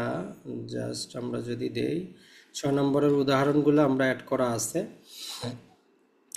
এই যে 6 নম্বর ধারার মধ্যে বৈধ অপারগতার জন্য আপনার বেয়ার একটা 3টা উদাহরণ দিয়ে আপনার এই 3টা কন্ডিশন বুঝাইছে। একটা কন্ডিশন কি ছিল আমরা সেই ক্ষেত্রে জানি যে প্রথমটা বলতেছে যে একটা নৌকার ভাড়ার জন্য মামলা করার অধিকার লাভ করে এ নামক ব্যক্তি, এ একজন নাবালক, সে একটা অধিকার পাইছে যে একটা নৌকা ভাড়া সে উদ্ধার করতে পারবে, এরকম তার একটা অধিকার অর্জিত হয়েছে। তিনি অধিকার অর্জনের 4 বছর পরে সাবালক হন। তো নর্মালি আমরা বলতে পারি মানে 12 বছরে সে অধিকারটা পাইছিল, সে 4 বছর পরে, সরি 14 বছর হবে, তাহলে 14 বছরে সে অধিকারটা পাইছে, সে 4 বছর পরে মানে 4 বছর পরে 18 বছর হইল, তাহলে 4 বছর পরে সে প্রাপ্তবয়স্ক হয়। এখন তিনি প্রাপ্তবয়স্ক হওয়ার তারিখ থেকে যে কোনো সময় মামলাটি দায়ের করতে পারেন। এটা হচ্ছে জাস্ট আমাদের 6 নাম্বার সেকশনগুলো যেটা বলে, এটা বলে না যে আপনি কত দিনের মধ্যে পরবর্তীতে করতে পারবেন, জাস্ট আপনারা আভাস দেয় যে আপনি যখন প্রাপ্তবয়স্ক হবেন তখন আপনি মামলা দায়ের করবেন। 6 নাম্বার এবং 7 নাম্বারের যতগুলো উদাহরণ আছে প্রতিটার মধ্যে আপনারা কখনো সময়সীমা বলে না, বলে যে যখন আপনি ডিসেবিলিটি থেকে মুক্ত হবেন তখন মামলা দায়ের করতে পারবেন। এখন এই মামলাটা সে কি করছে, 4 বছর পরে সে প্রাপ্তবয়স্ক হয়েছে, এইটা এখন কত দিনের মধ্যে পারবে, এটার জন্য এখন 8 ধারা আমাদেরকে মিলিয়ে পড়তে হবে। 8 ধারায়ও 3টার মতো উদাহরণ দেওয়া আছে। এখন এই 6 নাম্বারের এটাই যদি আমরা নেই, তাহলে স্বাভাবিকভাবে তার কাছে 12 বছর সময় ছিল, 12 বছরের মধ্যে সে কি করতে পারবে, মামলা দায়ের করতে পারবে। 4 বছর সময় তার চলে গেছে কি নাবালকত্বের মধ্যে। এখন স্বাভাবিক অর্ডিনারি কোর্স আমরা যদি হিসাব করি তাইলে আরও 8 বছর তার সময় থাকার কথা মামলা দায়ের করার। কিন্তু যখনই আমরা এই 6 ধারাকে ওই যে বিশেষ ব্যতিক্রম 8 ধারার সাথে আমরা কি করব, কম্বাইন করে নিব এবং নিতেই হবে, কিছু করার নাই, তখন আর উনি 8 বছর সময় পাবেন না, উনি এখানে 3 বছরই সময় পাবেন যেদিন থেকে উনি সুস্থ হইলেন।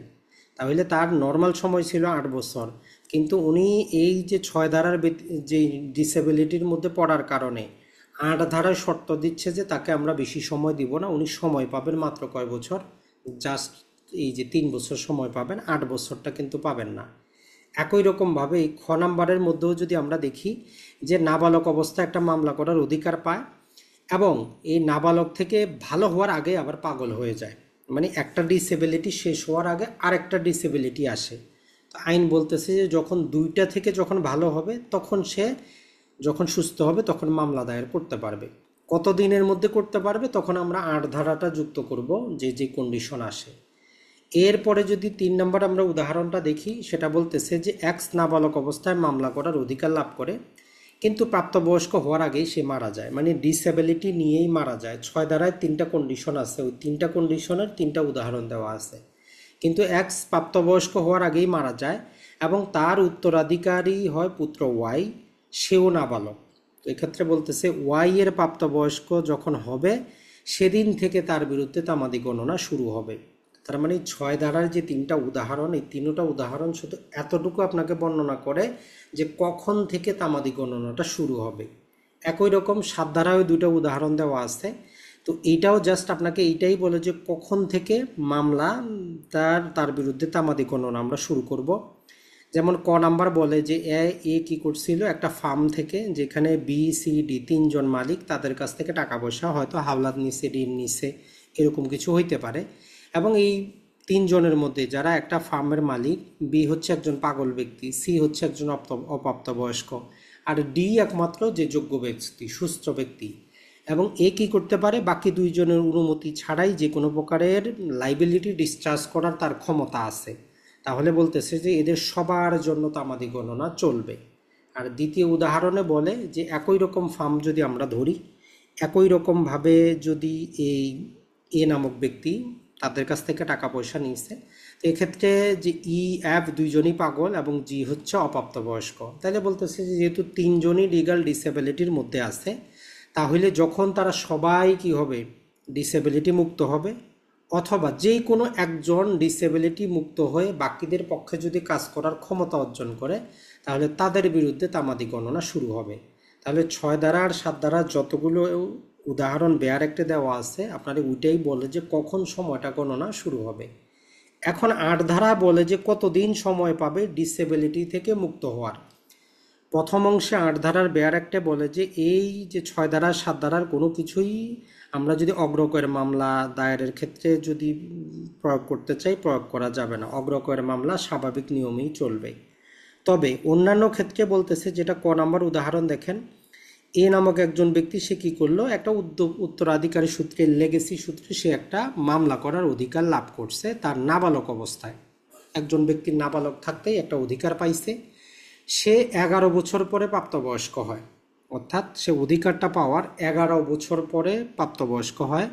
তাহলে সাধারণ আইন অনুযায়ী তার কেবল ১ বছর বাকি থাকে। নর্মালি আমরা কি জানি, এই যে উত্তরাধিকারী সূত্রে লেগেসিগুলো আছে, সেটা বংশগত পদ বলেন বা দখল উদ্ধার বলেন, ১২ বছর সময় পাওয়া যায় মামলা দায়ের করার।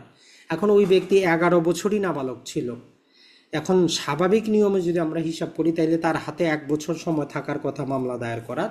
কিন্তু যখন আমরা এই ৬ ধারাকে ৮ ধারার সাথে কম্বাইন করব, মিলিয়ে পড়ব, তখন আইন বলতেছে যে সে প্রাপ্তবয়স্ক হওয়ার তারিখ থেকে ৩ বছরের মধ্যে মামলা দায়ের করতে পারবে। তার মানে তার সময়টা বেড়ে গেছে। ১ নম্বর উদাহরণ দেখায় যে সে ১ বছর সময় পাইতো স্বাভাবিক নিয়মে, কিন্তু এখন সময় পাচ্ছে আরও ২ বছর বেশি।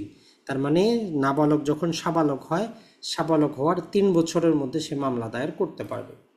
২ নম্বর উদাহরণ আমাদেরকে বলে যে সময়টা কমে যাবে।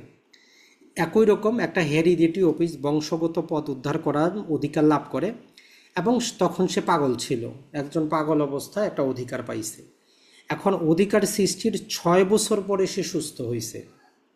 সাধারণ আইন অনুযায়ী এর উন্মাদনা মানে পাগল শেষ হওয়ার তারিখ থেকে ৬ বছরের মধ্যে সে মামলা দায়ের করতে পারবে।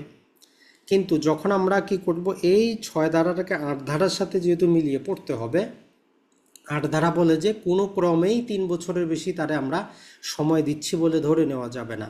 তার মানে যেহেতু সাধারণ আইন অনুযায়ী ৬ বছর আছে, কিন্তু ৮ ধারার কন্ডিশন হচ্ছে কি, উনি ৩ বছরের বেশি সময় পাবেন না, যদিও স্বাভাবিকভাবে উনি সময় পাইতেন ৬ বছর।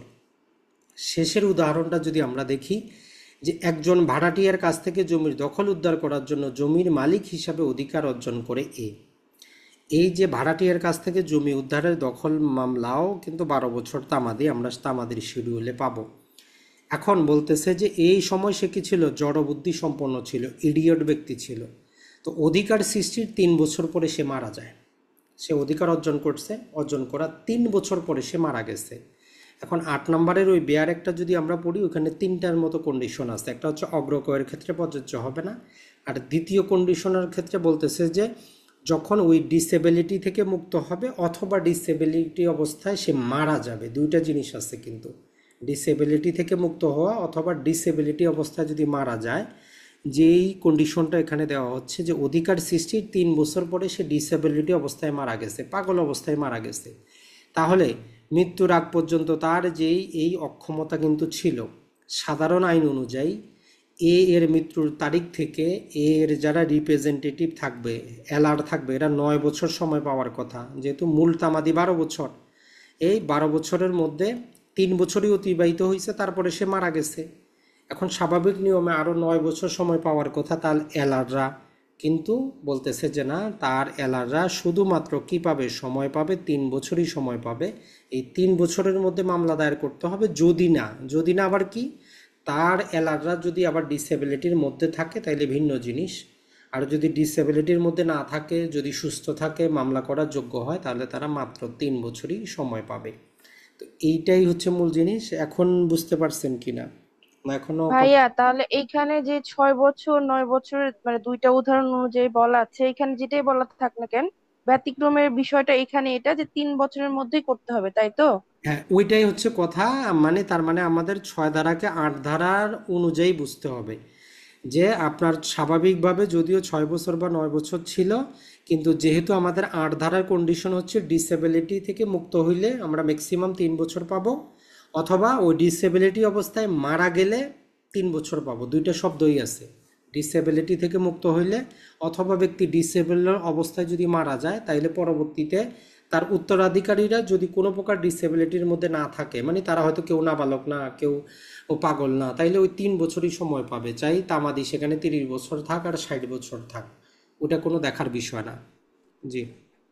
ভাইয়া তাইলে এই যে লাস্টের যে উদাহরণটা ওইটার যে অনুচ্ছেদ 139, 139-এ যে কথাটা বলছে যে জমিদার কর্তৃক প্রজার কাছ থেকে হতে দখল পুনরুদ্ধারের দায়েরকৃত মামলার সময়সীমা হচ্ছে 12 বছর। হুম। তো এই কথাটা তো সেমটাই লেখা আছে, না তাহলে না, এখানে শুধু এখন 3 বছর আমরা একটা পাবে জিনিস ওখানে? ভুল করি, একটা জিনিস ভুল করি, তামাদি আইনের প্রথম শিডিউলে 3টা কিন্তু কলাম আছে, এটা তো লক্ষ্য করছেন নাকি? তামাদি আইনের প্রথম শিডিউলে 3টা কলাম আছে, তাই না? 1 নম্বরে আপনার অনুচ্ছেদ নাম্বার দেয়, যে এখানে ধরেন যে অনুচ্ছেদ। 2 নম্বরে দেয় আপনার যে পিরিয়ড অফ লিমিটেশন। 3 নম্বরে কিন্তু একটা জিনিস আছে যেটা আজ পর্যন্ত কেউ কোনোদিন পড়েন নাই। 3 নম্বরে বলে যে কখন থেকে গণনা শুরু হবে। 3 নম্বরটা কি পড়ছেন? 3 নম্বরে যে কলামটা দেওয়া আছে, ওই 3 নম্বর কলামটা পড়েন, ওইখানে দেওয়া আছে যে কখন থেকে তামাদি গণনা শুরু হবে। তার মানে প্রথম তফসিল আমরা যেই পড়ার সময় আমরা ভালো করে পড়ি না। 3 নম্বরটা হচ্ছে সবচেয়ে গুরুত্বপূর্ণ। 3 নম্বরে বলে যে ওই যে 12 বছর কখন থেকে কন্টিনিউ করা হবে। 12 বছর তো স্বাভাবিক পিরিয়ডটা দেওয়া আছে, যে জমিদার কর্তৃক সে যদি প্রজার কাছ থেকে দখল উদ্ধার করতে চায়, তাহলে সে কি করবে? 12 বছরের মধ্যে উদ্ধার করবে, তো এটা জেনারেল নিয়ম। এখন ধরেন যে ওই জমিদার যখন অধিকার পাইলো তখন সে কি ছিল? হয়তো পাগল ছিল, পাগল অবস্থায় সে মারা গেছে। এখন যদি তার পরবর্তী প্রজন্ম এলার কেউ মামলা করতে চায়, তাইলে সে ম্যাক্সিমাম 3 বছরই সময় পাবে, ওই 12 বছর সময় পাবে না। মানে দুইটা কিন্তু পৃথক জিনিস। এইটা হচ্ছে যে পিরিয়ড অফ লিমিটেশন যেটা দেওয়া আছে, ওইটা হচ্ছে যে স্ট্যান্ডার্ড এত সময়। আর আমরা এখানে পড়লাম যে ব্যক্তি যদি ডিসেবিলিটির মধ্যে আসে তখন ওই সময় থেকে কমে যাবে। এটা বুঝতে পারছেন কিনা?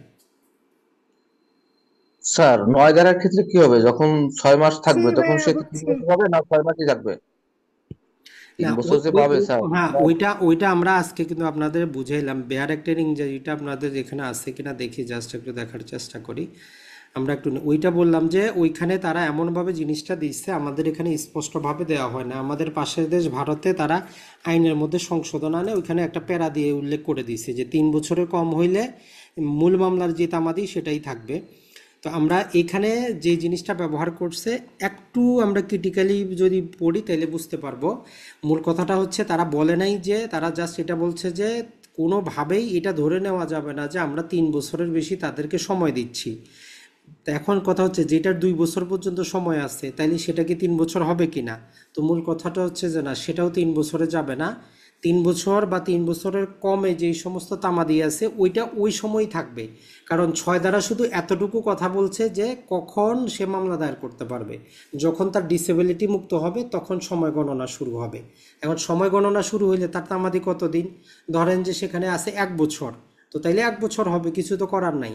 8 ধারা শুধু বলছে যে আমরা তাদের 3 বছরের বেশি সময় দিব না।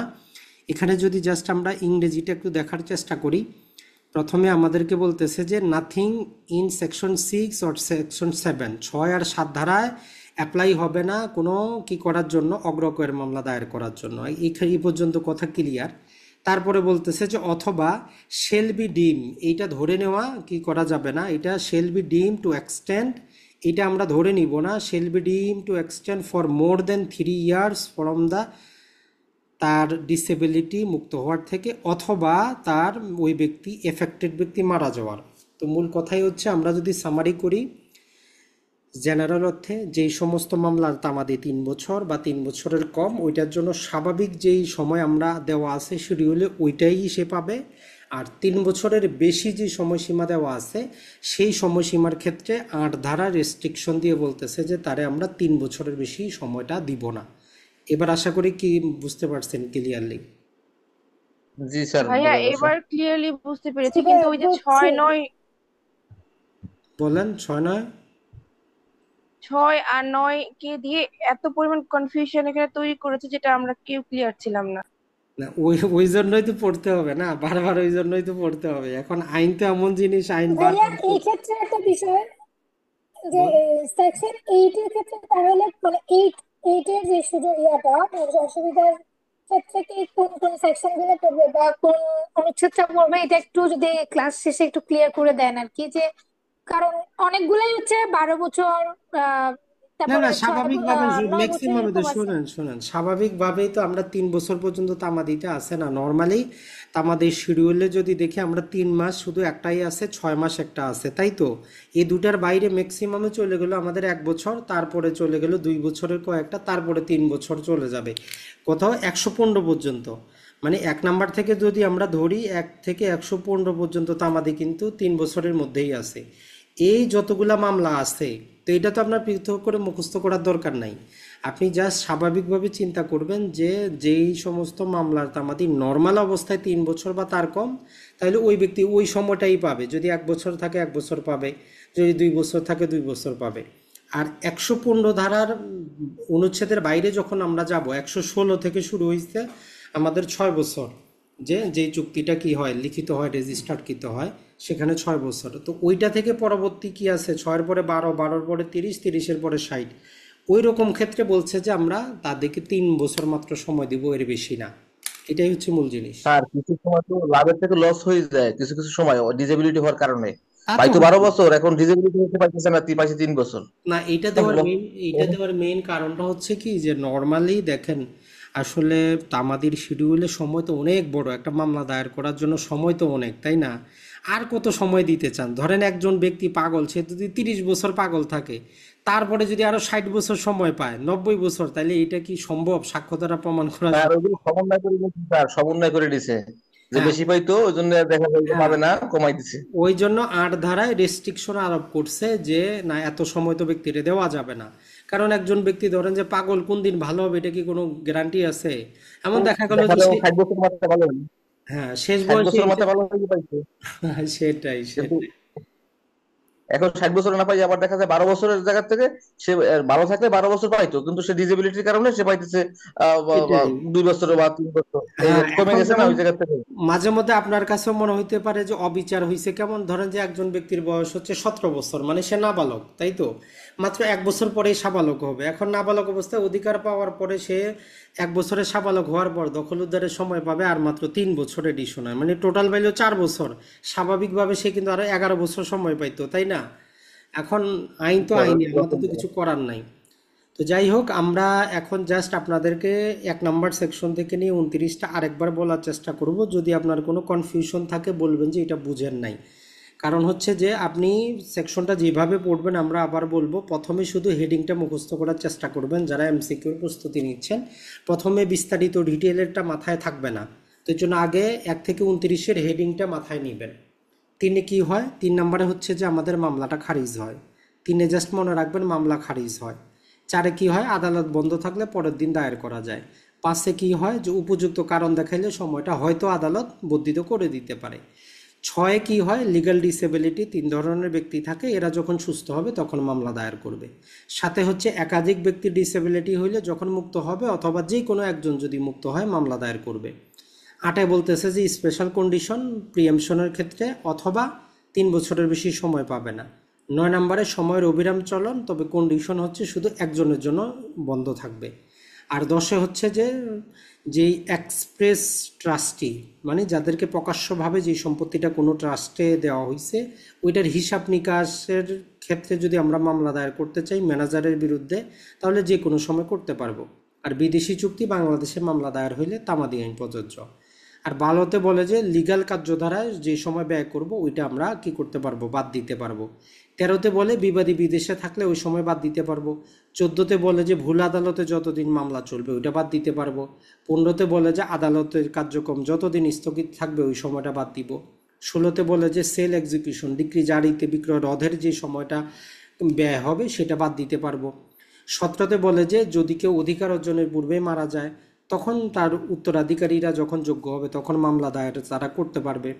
প্রতারণা হইলে, যে প্রতারণার বিষয় আপনি জানেনই না, তার মানে আপনার বিরুদ্ধে তামাদি গণনা শুরু হবে না। এখন আবার কি হচ্ছে যে কখন শুরু হবে আর হবে না ওইটা আলোচনা করতেছে। লিখিত প্রাপ্তি স্বীকার, আপনি যদি কাউকে কি করেন তামাদির সময়ের মধ্যে লিখিত আকারে কোনো প্রকার কিছু স্বীকার করেন তাইলে নতুন তামাদি শুরু হবে। যদি কাউকে ঋণের টাকা বা তার সুদ যদি কিছু বা আংশিক পরিশোধ করেন এবং সাথে একটা অ্যাকনলেজমেন্ট দেন, 2টা কন্ডিশন, টাকাও দিচ্ছেন আবার লিখিত কিছু আপনাকে দিতে হবে, এটা ছাড়া হবে না। তাহলে যখন ঋণ বা সুদের টাকা প্লাস কিছু আপনি কি করছেন লিখিত আকারে তাকে দিচ্ছেন, তখনই নতুন তামাদি শুরু হবে। আর এই যে লিখিত দেওয়াটা, এটা আমরা এই যে পার্সন আন্ডার ডিসেবিলিটি যদি থাকে, ডিউলি অথরাইজড এজেন্ট বলতে ওইখানে 3 ধরনের ব্যক্তি বোঝায়, ওইটা একটু মুখস্থ করে রাখবেন। সেটা হচ্ছে যে আপনার যে অভিভাবক আছে, কমিটি আছে, আর এদের ম্যানেজার আর এদের কর্তৃক নিযুক্ত যদি কোনো এজেন্ট হয়। আর সেখানে 4 ধরনের ব্যক্তিকে কি করবে না, ইনক্লুড করবে না, যেটা যে জয়েন্ট ঠিকাদার বা কন্ট্রাক্টর যারা আছে তাদেরকে সেখানে করবে না। জয়েন্ট পার্টনার একজনের স্বীকারোক্তি আরেকজনের জন্য চলবে না। এর পাশাপাশি সেখানে দেওয়া আছে জয়েন্ট মর্গেজি, একজনেরটা আরেকজনের চলবে না। এবং উইলকে কার্যকর করার জন্য যে নির্বাহক থাকে, এক্সিকিউটর থাকে, এদের একজনেরটা আরেকজনের জন্য প্রযোজ্য হবে না। এরপরে 22-এ সহজে মনে রাখবেন, বাদী বিবাদী যারা যেই দিন যেই মামলা যুক্ত করবেন তার জন্য সেই দিন থেকে তামাদি হিসাব করব। 23-এ বলে যে যদি অবিরাম চুক্তি ভঙ্গ হয়, অবিরাম কজ অফ অ্যাকশন হবে, অবিরাম নতুন তামাদি শুরু হবে। আর 24-এ বলে যে বিশেষ ক্ষতির জন্য যদি আপনি ক্ষতিপূরণ মামলা দায়ের করতে চান, তাহলে যতদিন পর্যন্ত বিশেষ ক্ষতিটা না হবে তামাদি গণনা শুরু হবে না। আর 25 বলে যে দলিলপত্রের মধ্যে যদি কোনো প্রকার সময়সীমা, দিন, তারিখ থাকে, এগুলো সব অবস্থা আমরা গ্রেগরীয় ক্যালেন্ডার মানে ইংলিশ ক্যালেন্ডার, ব্রিটিশ ক্যালেন্ডার অনুসরণ করব। আর 26-এ বলে যে সুখাধিকার 20 বছর বা 60 বছর হইলে অর্জিত হবে, তবে বিনা বাধায় অনুমতি ছাড়া আমরা প্রকাশ্যরূপে শান্তিপূর্ণভাবে ব্যবহার করতে হবে। আর 27-এ বলে যখন আমরা এই যে সুখাধিকার হিসাব করব, ওই জমিটাতে যদি কারো কোনো লাইফ ইন্টারেস্ট থাকে অথবা 3 বছরের বেশি ইজারা থাকে, ওই সময়টা আমরা বাদ দিব। আর 28-এ বলে সময় মতো মামলা দায়ের না করলে দখল উদ্ধার, মুভেবল হোক বা ইমুভেবল হোক, ওর অধিকারটা নষ্ট হয়ে যাবে।